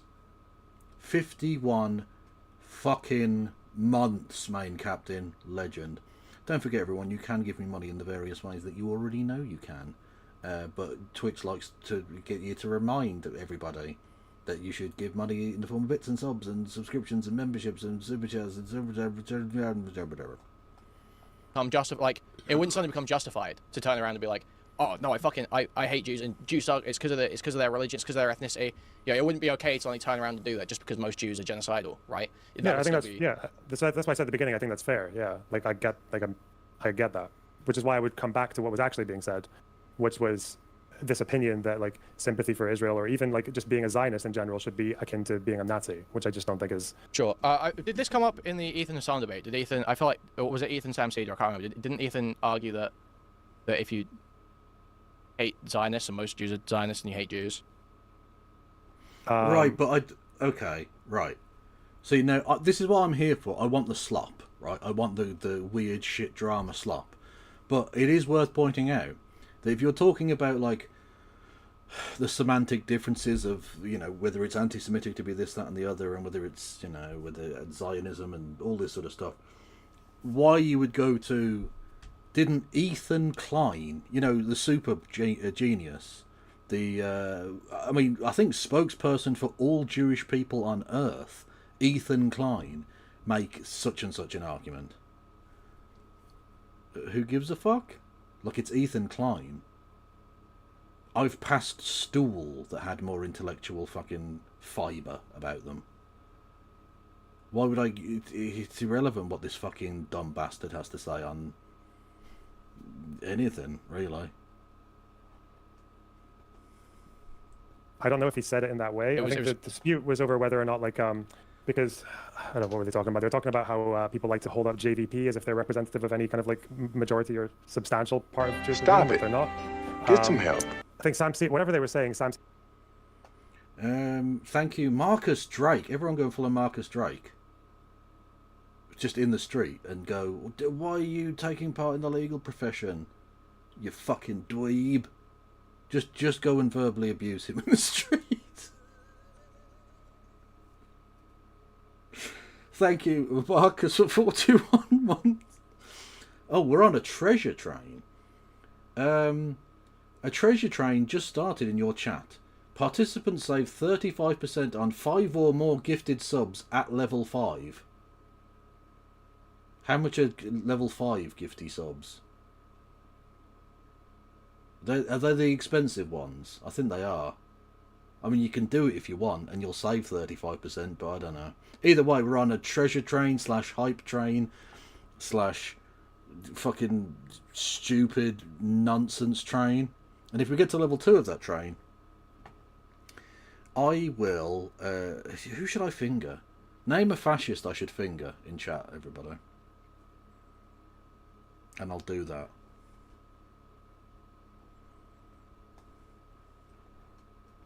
Cedar said, like, it's dangerous for you to conflate Zionism with Judaism. I think that was the whole thing. That was like the essential core of the argument that Sam was I can't remember what Ethan was saying, but I remember that was what Sam's response was. Yeah, I felt like it sounds like that's what you were saying as well. the Conflation of Zionism with Judaism. Yeah. It feels like it's happening a lot. It feels like Ethan does that. It feels like that's going around right now a lot. Okay. Why do you think Zionism and Vogel, dead fascist. I can't finger live people. That's illegal. Whereas breaking sacred soil in order to extract the corpse and then abusing the corpse of a dead person, like, defiling a corpse isn't really like a crime, is it? Especially if you've had a few beers, it's fine. It's just roughhousing. It's just a bit of banter, isn't it? I've never worked out how to do more than tier 1. I don't know either. I don't know. Enoch the Powell. return of the sausages. You know what? I'll finger Enoch Given Powell. the topic, Boulder Mayor might be good for a digit. Ooh, kitty bonk. Well, I just beat you to it by saying we'll go with Enoch Powell, who was also a fascist. What is this? Wonder shall never end. What?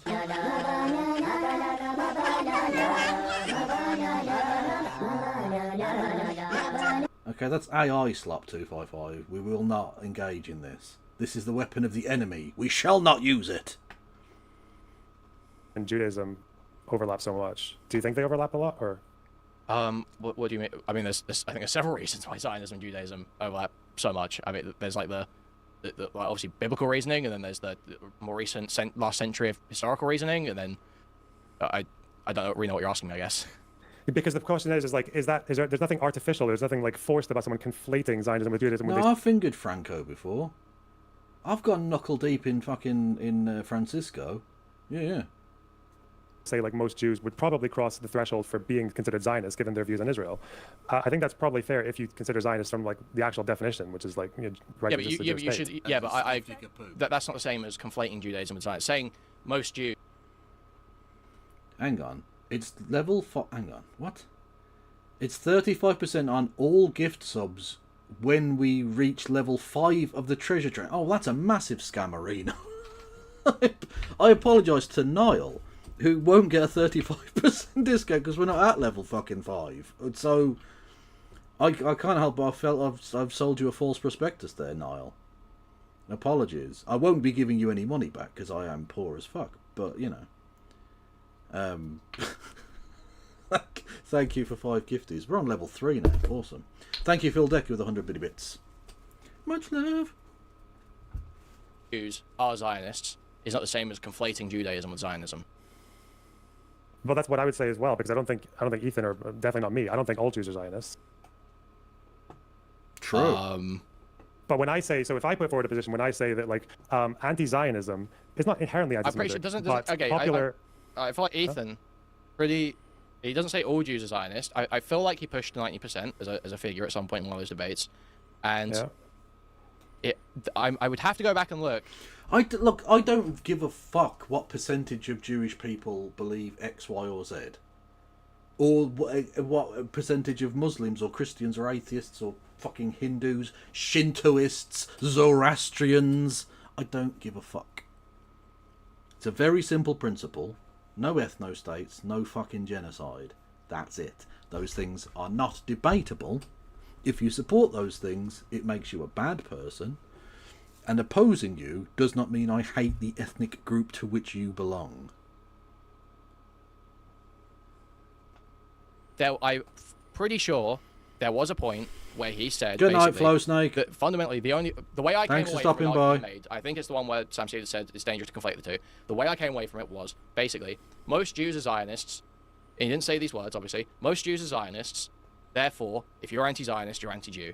That's basically how I came away from it. Right, but again, I will just point out that Ethan Klein is a fucking idiot, a buffoon, a cretin.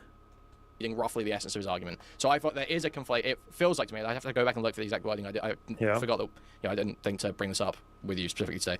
But yeah, it does feel like there is a conflation happening there, and that is the point where it's conflating. Where you are making the argument that you taking baseline anti-Zionist positions, believing in one person, one vote, or whatever, that is inherently anti-Semitic because most Jews are Zionists, and therefore, if you're anti-Zionist, you're anti-Semitic. That feels like the reasoning we've fallen into in a lot of the discussion right now. Which is fucking silly and just dumb. We're still on a hype train, everyone, if you wanted to participate. And no one scared the shit out of me on YouTube yet, which you can do if you wanted to. Because look, let's be honest, I want to change it, but I can't be bothered. Just general inertia prevents me from bothering. Even though I would like to change it to I'm a master cocksman. Because that is a fucking awesome little clip. But it would force me to press several buttons and I just can't be bothered. I can't be bothered. Now. Okay, well, so I don't believe that personally. The way I put it is that Zionism is not inherently anti-Semitic, but typically today, the popular anti-Zionist movement and their beliefs and actions, there's a Venn diagram between anti-Zionism and Semitism. Yeah, obviously. Yeah. And I think that can come from the left. Brilliant. It can come from the right. And I think it does in both cases. Did he literally just get bored? Because he went to Israel. I was under the impression that was like he was just going to Israel for whatever reason. But some people have suggested that he's essentially now a bought and paid for shill, right? That the Israeli government. I don't want to do this anymore. Fucking hell. Or the IDF paid for that shit. So is he literally in the pay of Zionists or what? I don't know. Thank you, Pandanus Rex, who says, like this. Well, yes, thank you. And thank you for your 20 Swedish krona. Kron! Was that xenophobic enough? I hope so. Yeah. And I think it's something that anti-Zionists don't really like to address because they just keep saying, stop conflating anti-Zionism with anti-Semitism. Like, you're the one making Jews unsafe. Well, by commenting on the fact that it's like, of course, like Jews and Zionism, because of their entire history, have like, that is going to be connected. There's a reason for that. There's a reason that these two things are like connected quite closely. Yeah. Whereas people will say like Zionism has nothing to do with it. It's kind of mental. Yeah. Zionism has absolutely nothing to do with you. That's like, that is totally absurd. I suppose,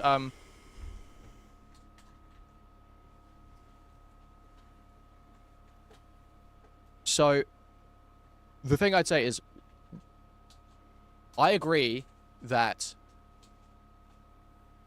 the lefties don't want to address, pro-Pally lefties don't want to address the fact that there is underlying anti-Semitism, or that they fall adjacent to anti-Semitism a lot of the time, because they feel like any looking around or self-scrutiny. Hang on, well, what's the underlying anti-Semitism? Are there anti-Semites? Yes. Those people are very often fucking drummed out of any such movement. Like, what the fuck? It's the problem I have, of course, is the fucking false accusations of anti-Semitism. It's the fact that you accuse, like, oh, Greta Thunberg had a plushie of an octopus, therefore she's just like Hamas. Like, it's that shit. Totally undermines it all. Weakens their case or cause or whatever. So they just allow it to run, to keep going. I agree with that point, but I think that what happens. Yeah, I saw that, Miss High. That was fun. You have people firmly stating, like the perspective that if you're against Israel or against Israel being an ethno-state, you're in some way anti-Semitic. I think when that position is being argued, I suddenly understand the lefty argument more, that people making that argument are creating a dangerous situation for Jews, because I think any time you attempt to... The Queerman guy used to hang around with Chud Logic. Oh, so he's just a shitbag. Okay. Link Jews in Western countries so directly to Israel, you are baiting essentially blowback in a way. I think the conflation between, or the linking of Western Jews to Israel so strongly, I think does create a dangerous environment. I think that is people start seeing. I think this is pretty historically proven that when Israel do crazy shit, anti-Semitism in other countries increases. So I think the more you link Jews in other places to Israel, you're worsening that. I think Ethan does that pretty badly. Yeah, I'd agree with that. I'm guessing we would say the same with groups that call themselves like Islamic, and then they do like ISIS shit. Yes, they're making the world unsafe for Muslims. Okay. Yeah. Right. I think the one difference is if we get to so one of these polls is like 65% of British Jews describing themselves just as Zionists, like flat out. I guess the question is, well, the question is what exactly they think that means, because a lot of Jewish people are essentially lied to, it seems to me, as younger people. They're not only pressured and like peer pressured, and they're kind of, they see the way in which people who don't toe the line get treated by the Zionist segment within Jewish populations around the world. But they're also lied to about what being a Zionist means, because they get sold like the kind of friendly, nice, fluffy version, which is, oh, just Jewish people having a place to be safe and that, That's all that is, Oh, it's cool. They don't get told about all the birthright shit and the fucking the Israeli Defense Force going around and stealing sperm from balls so they can propagate the master race and all this fucking evil shit that goes on with it. Can we go faster or skip forward? We can skip forward in a minute, yeah. If linking Jews to Israel is dangerous for Jews, at what point is it also safe to say that 65% of British Jews are making things themselves unsafe by identifying as Zionists?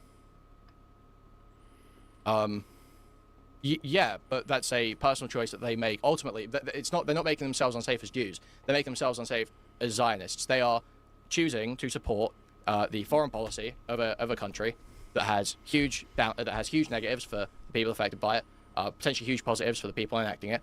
You are choosing to advocate for that position, and you are saying, "I advocate for this position, come what criticism may." That's. You have to support Israel's foreign policy to identify as a Zionist. You can be the biggest fucking government. Yeah, brilliant. Martin Bailey, people. Martin Bailey. Just keep dodging, ducking and diving. Okay, sure. Well, I suppose I literally whenever I think using Zionism personally for me, I think using Zionism to describe people who believe in just temporary two-state, they need to be safe, etc. The position we discussed before. I think using Zionist for those people is kind of retarded Zionist definition. To me, Zionism does require some this land was promised me 4,000 years ago, or I should be able to expand out in this land. There's got to be something else there where you principally believe that land belongs to you in some way. But why? This wasn't the case when, obviously when Zionists began. It wasn't about the land being promised to them or anything. It wasn't religious. No, it's not. Yeah, it doesn't matter whether that's what it was like 150 fucking years ago. It's what they use now, isn't it? What's this? Liberty in legal action against equality watchdog over gender consultation. Human rights group Liberty. Well, at least there's some fight back. That's good. I'm glad about that. I suppose that is positive trans news, yeah. If they win. Well, no, actually, no. It doesn't. It obviously does matter if you win, but just fighting back is important. Because I've said this before with various things. Like the left gets super black-pilled, I suppose is the modern phrase. Downhearted. Dispirited, whatever, by losses, be it in the legal field, culture war, political, economic, whatever. But you've got to bear in mind what the case would have been if there'd been no pushback at all.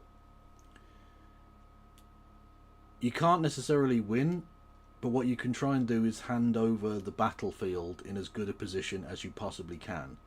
So pushing back is important. If there'd been no anti-Iraq war campaign, I'm sure they would have attacked Iran. And not just attacked Iran as in fired a few missiles or bombed a nuclear site or something like that. Like they would have invaded Iran by now. So it's important to fight back. Anyway, let's skip forward from this and see if there's anything vaguely fucking worth watching in this, because I'm not sure at the minute. And it goes the other way as well, if you support a Palestinian state, lots of far-right Israelis are like, well, you're not a Zionist because you're just going to allow a Hamas stand in the West Bank and then they'll just destroy Israel in the 9-mile wide strip and shit. So yeah, it's fucking stupid. That's why I don't like it. Just, arguing over what is and isn't a Zionist in Western circles is a pretty fucking shit show. Sure, yeah, okay. Sort of unrelated. Who do you think is worse, Hassan or Nick Fuentes? Fuentes. Cool. Okay, good answer. Yeah. Yeah. Hassan or Asmongold? Probably Asmongold, yeah. Okay. True. Did you see... Oh my god, did you see Asmongold's latest thing, by the way? He's such a grody motherfucker. Where is it? Here we go. So... he's so gross. Like, he lives in cockroach-infested, shit pit. And this. Why would I don't wear deodorant. The last time I wore deodorant is whenever I thought I could wear Axe body spray and girls would like me. I was like 14. I don't wear fucking deodorant. You know why I don't need deodorant? Because, no, I don't need it because I'm not fat. Fat people need deodorant because they smell bad because all the Cheetos are coming through their skin. No. Wow, we have a science understander. You sweat. It doesn't matter if you're skinny or fat or whatever, you sweat. You sweat, you need to put some fucking deodorant on, you dirty bitch. You fucking dirty, smelly bastard. Especially you, because you live in shit. We have seen the conditions in which you live. You smell bad, Asmongold. Like, there's no ifs or buts about it. You are very, very stinky. We've seen the house you live in, you dirty cunt. Put some fucking deodorant on. At least it'll make your fucking corpse smell slightly less terrible for whichever sad bastard has to eventually find you.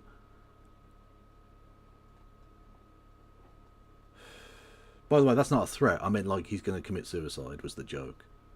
Which, by the way, is probably still against the terms of service, and I don't give a fuck. You're still with us. You're still with us. That's good to hear. Sounds pretty bad though, you know. Yeah, look, Hassan's pretty bad, but unfortunately he's funny, and also everyone else is getting so much worse around him.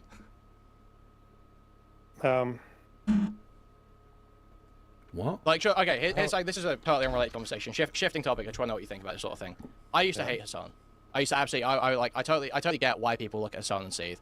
I can't bring myself to do it at this point. Every other, like, the biggest political streamer now is Asmongold. So even though they're like a reach argument, the idea that he's not, well, that's not true either, because he's not even really a political streamer. He's a video game guy who like makes the occasional dumb argument, but that's it. He's not a politics streamer. Isn't it better to just wash your body rather than wearing body spray? Well, you should bathe, obviously, but even between bathing sessions, unless you bathe like 4 or 5 times a day, which most people don't, obviously, and is, in terms of cleanliness, unnecessary to do it that often, your body will sweat. And especially on a hot day, as it was today here, just put on a little quick squeeze under each armpit, just, you know, just to cover things.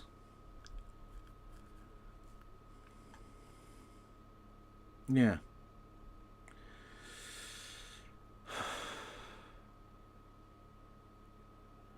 Well, Asmongold's... Oh, I can't... Yeah. Is she some kind of... What? Oh, okay. No. Way of Restoring is like my parasocial PA. You smell bad, Asmongold. Like, there's no... Yeah, that could be just a news alert. Sound alert, whatever. You get the idea. Hassan's got so much more reach than everyone else, so he can have so much more of a negative effect. That's kind of fallen flat, because Asmongold totally rapes him on reach now. And is what the fuck? Asmongold totally rapes him on reach.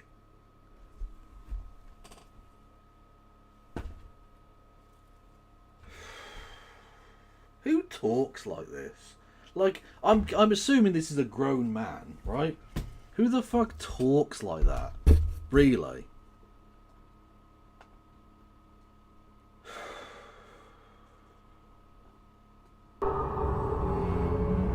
Oh yeah, the Ammon Animations one is good.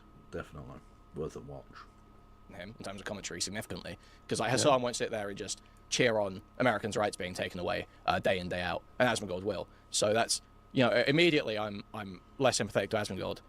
You know, there's obviously some streamers have been exposed as being pedophiles or sex pests, borderline, you know, consent violators, some would say.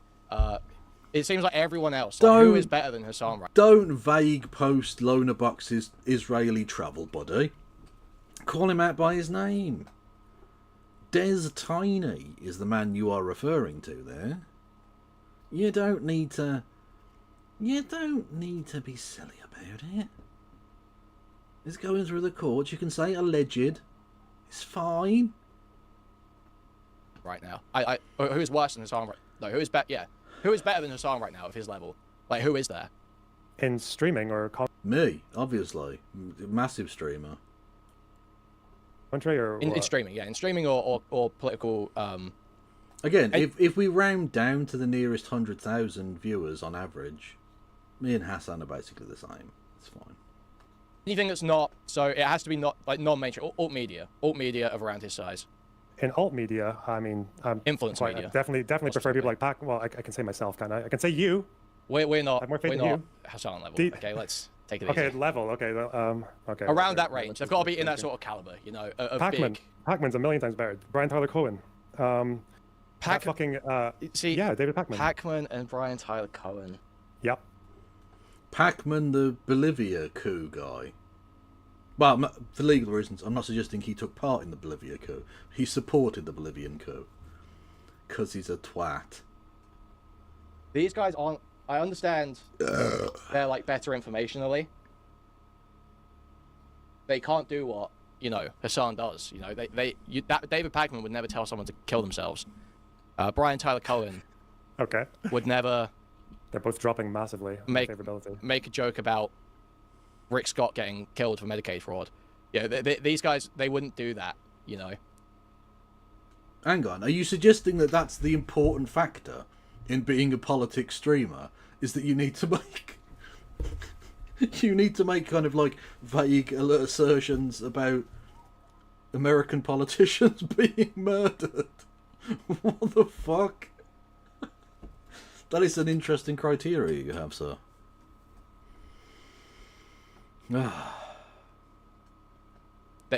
I feel like there's something that Hassan captures with younger audiences, or even just like not even younger, with all audiences at this point. Side thought here. I feel like the thing people want more than anything right now is people who hit back. You know, they don't like David. Oh wow, David Pacman, is he leaving America? What the fuck? I need to talk to you about something that I know is going to trigger strong reactions from people in my audience. My only request is that you hear me out first, okay? Okay. The title of this segment is I'm preparing to leave the country. And before you start typing angry comments about how I'm abandoning the United States or whatever, I want to be crystal clear. I am not actively planning to leave the United States at this moment. I'm not packing bags. I haven't bought a one-way ticket anywhere for my family. What I'm doing is I'm preparing to leave the country should the need arise. And as I've said to people when they call in, if we all leave, we lose the fight by default. Okay. I thought that was going to be interesting, and it wasn't. David Pacmans, who will just sit there and, oh, I'm the bigger man, I'm the lib. I wish we could just all be civil and respectful in politics. No, they like Trump, who makes fun of a disabled guy and does like retarded arm movements and laughs about him. Wow, we need to be the lowest common denominator. And you know what? You know what the most embarrassing and like horrific element of this is? He's probably not wrong. There are, unfortunately, far too many people for whom doing just fucking hate crimes on stage or whatever is the thing that they want. Oh my god. This is the level of politics we're at. Now, don't get me wrong, you know I'm not a person who gives a fuck about respectability politics or whatever, but like if the only thing you're looking for in political dialogue or whatever is having a go at a disabled reporter, like, you're a fucking wanker.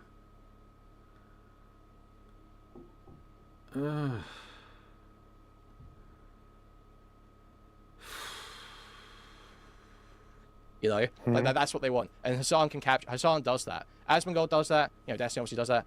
Hassan can do that. Brian Tyler Cohen, David Pacman, none of these guys can do that. You know, Fuentes does that. Fuentes is probably the best at that.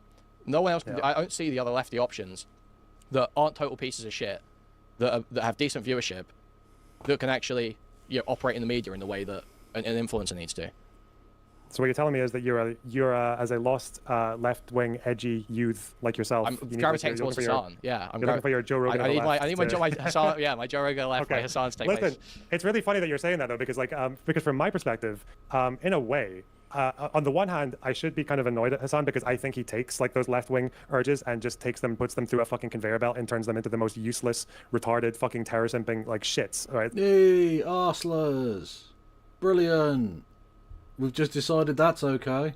So, and at the end of the day, what are they doing? They're not fucking doing activism, really. Oh yeah, so okay, great point. No, this was another thing as well. This was another thing I was thinking about the other day. I don't understand like what people are even worried about happening with Hassan. Like he he says Houthis are awesome. Okay, Hassan says that. What do you think? Hassan audience members are joining the Houthis? That's not fucking happening. There's no way they can vote to send money to the Houthis right now. They can't just go and like, you know. There isn't some imminent policy coming up where the government's thinking, oh, maybe we'll send a bunch of money to the Houthis and help them out. Maybe we'll set them up as a new government of Yemen. That's not happening right now. So what real life consequence are we really worried about from Hassan's audience? Because I don't see that they do fucking anything. Yeah, this is why. So, okay, for me, I'm in two worlds. You can tell me which door to go through. So, on the one hand, I sometimes think, yeah, maybe like it's just entertainment for me. Like maybe I shouldn't really care in terms of any kind of consequence because Hassan's actually really good at being a counter-revolutionary. People don't realize this. He pacifies people. He makes people who probably read Marx in fucking first year uni, they get the revolutionary impulse and all that, and then it all just gets satisfied by them watching him on fucking stream. And then Hassan's not an activist. He's never going to be. He only just justifies his fucking hedonism the whole time. So he just takes them and just makes them politically fucking useless and sterile. And all they'll do is just they'll build up some power on social media, and that's it. So that's one thing. On the other hand, I'm like, well, shouldn't I still be annoyed at him then? Because as a left-leaning person, like a social democrat, and Hassan is kind of a social democrat on Tuesdays and Thursdays, depending on which fucking person's in front of him. Then I'm like, I don't really. Jesus Christ. Fuck me, man. Ay, ay, ay. This is some of the saltiest shit I've seen in time. Appreciate someone taking the youths and fucking like turning them into like total shitheads, And I think is this the fabled Triggered? Triggered. Is it? Are we seeing Snowflake Patrol right now? That's like a loss on my end. So Okay. yeah, I don't know. I'm in two worlds about it. So I don't actually think there's really much like what do you think Hassan should be doing other than just like canvassing? Why does the state what could or should? Oh no, with his ideology, he should do exactly what he is still doing. For his ideology, he should be buying sports cars and justifying it. Let's imagine. He bought a car. He bought a car. Fucking soy bitch. You absolute fucking soy monster. Oh, he's got a house and a car. Hassan, who was more in tune with your ideology, what should he be doing? I mean, with the amount of money. Well, he's a socialist, so no house and no car.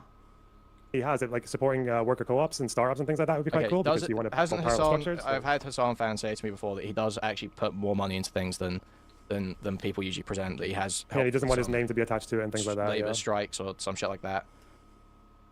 Yeah. Other things might be like again, I don't know. True, most of that is, but we'll see. Take your word for it. If we're going to talk about definitely not doing. Oh God, the passive aggression. Oh, it's going to kill us all.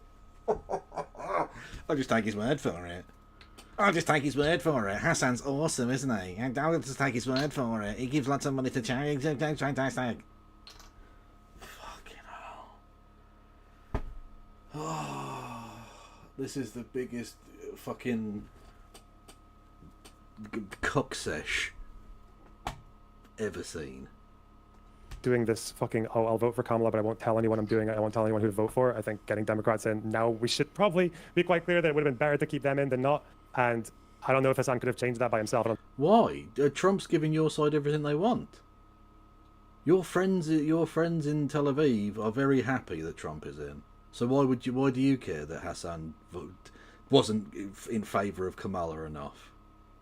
I think he could have, but it's not about that. Here's my thing with the whole voting Kamala thing. Is it felt like Hassan basically walked his audience right up to the line of saying Kamala, never actually explicitly said vote for Kamala. And so it's like, I mean, I get that it's like an easy dunk to go, oh, well, you say you care about Gaza, but you let Trump get in. So, and look what's happening now. Enjoy Trump Tower, enjoy the gold Trump Tower, pro-pally retards. I understand that's like an easy dunk to get on people, but it felt like Hassan basically, his stream is him sitting there 8 to 10 hours a day talking about how terrible Republicans are, how much he hates Republicans, sprinkling in a bit of I hate Dems every once in a while. But then it comes to the election, he says vote against Trump. Well, there's only one vote against Trump, and he spent the entire time talking about how bad Republicans are. So he's basically walked them all up to the line of voting. Also, like, Kamala should have given people a fucking reason to vote for her. Like, Hassan is obviously a big Palestine chap, so maybe if she'd, like, distanced herself from the pro-genocide president that she'd served under, maybe it would have been much easier for him to make that argument to his audience. In Kamala. Okay, yeah, so if you've ever, so I'm guessing you've interacted in real life with like socialist or like political youth, right? Like, that's not good enough, right? People don't need to be convinced that it's a good thing to vote for this person or that person. People need to be inspired to vote. People need to be motivated to vote. I know people who followed like fucking full elections. Okay, well maybe Kamala could have done something inspiring then. Because she fucking didn't. She brought out Liz Cheney. Oh, that's definitely going to inspire socialists to go and vote for you. Fucking Liz Cheney. Liz fucking fuck Cheney. and then I bump into them on election day at like 9 o'clock, and I had to fucking drag them to the bus to get them to vote because they forgot to, right? Like, yeah, people, yeah, that's not good enough. You can't just be like, oh, well, yeah, I think the Holocaust horrors is part of genocide and all that, but it would be lesser two evils. Hassan isn't enthusiastic enough about electoralism, basically. The idea that a Hassan viewer is never going to get the sense that, well, no, I really should go and do this. This is really important. Like, how pathetic a party do you have to be that you're relying on fucking Hassan Piker to have to get your voters out? You can't get your own voters to the polls. Hassan has to do it for you. What the fuck? And do this. Yeah, I think that is important. Yeah. Got you. Okay. I think I can get that. Oh, this is done. I'm done. I can't fucking do this. This is too much slop. I've had enough. I've had enough. So I'm going to leave you for the evening because it's 10 o'clock already. Good lord. Good gosh. Who is going on YouTube? I'll be back tomorrow. Tomorrow's Saturday, isn't it? So I don't know what I'll be up to. There'll be something. There's always fucking something. My left eye is going, so I'm going to send you over there. Enjoy that, YouTubes. Who is going on Twitch, though? That is the big question, surely. Kaiser. We haven't been over to Kaiser in ages. She's the one that does the ooh-woo fucking news thing, which, you know, it gets younger people into the thing, whatever. Anyway, go and check them out. They're fucking awesome. And I will see you all probably tomorrow. Free Palestine. And yeah, no pass around.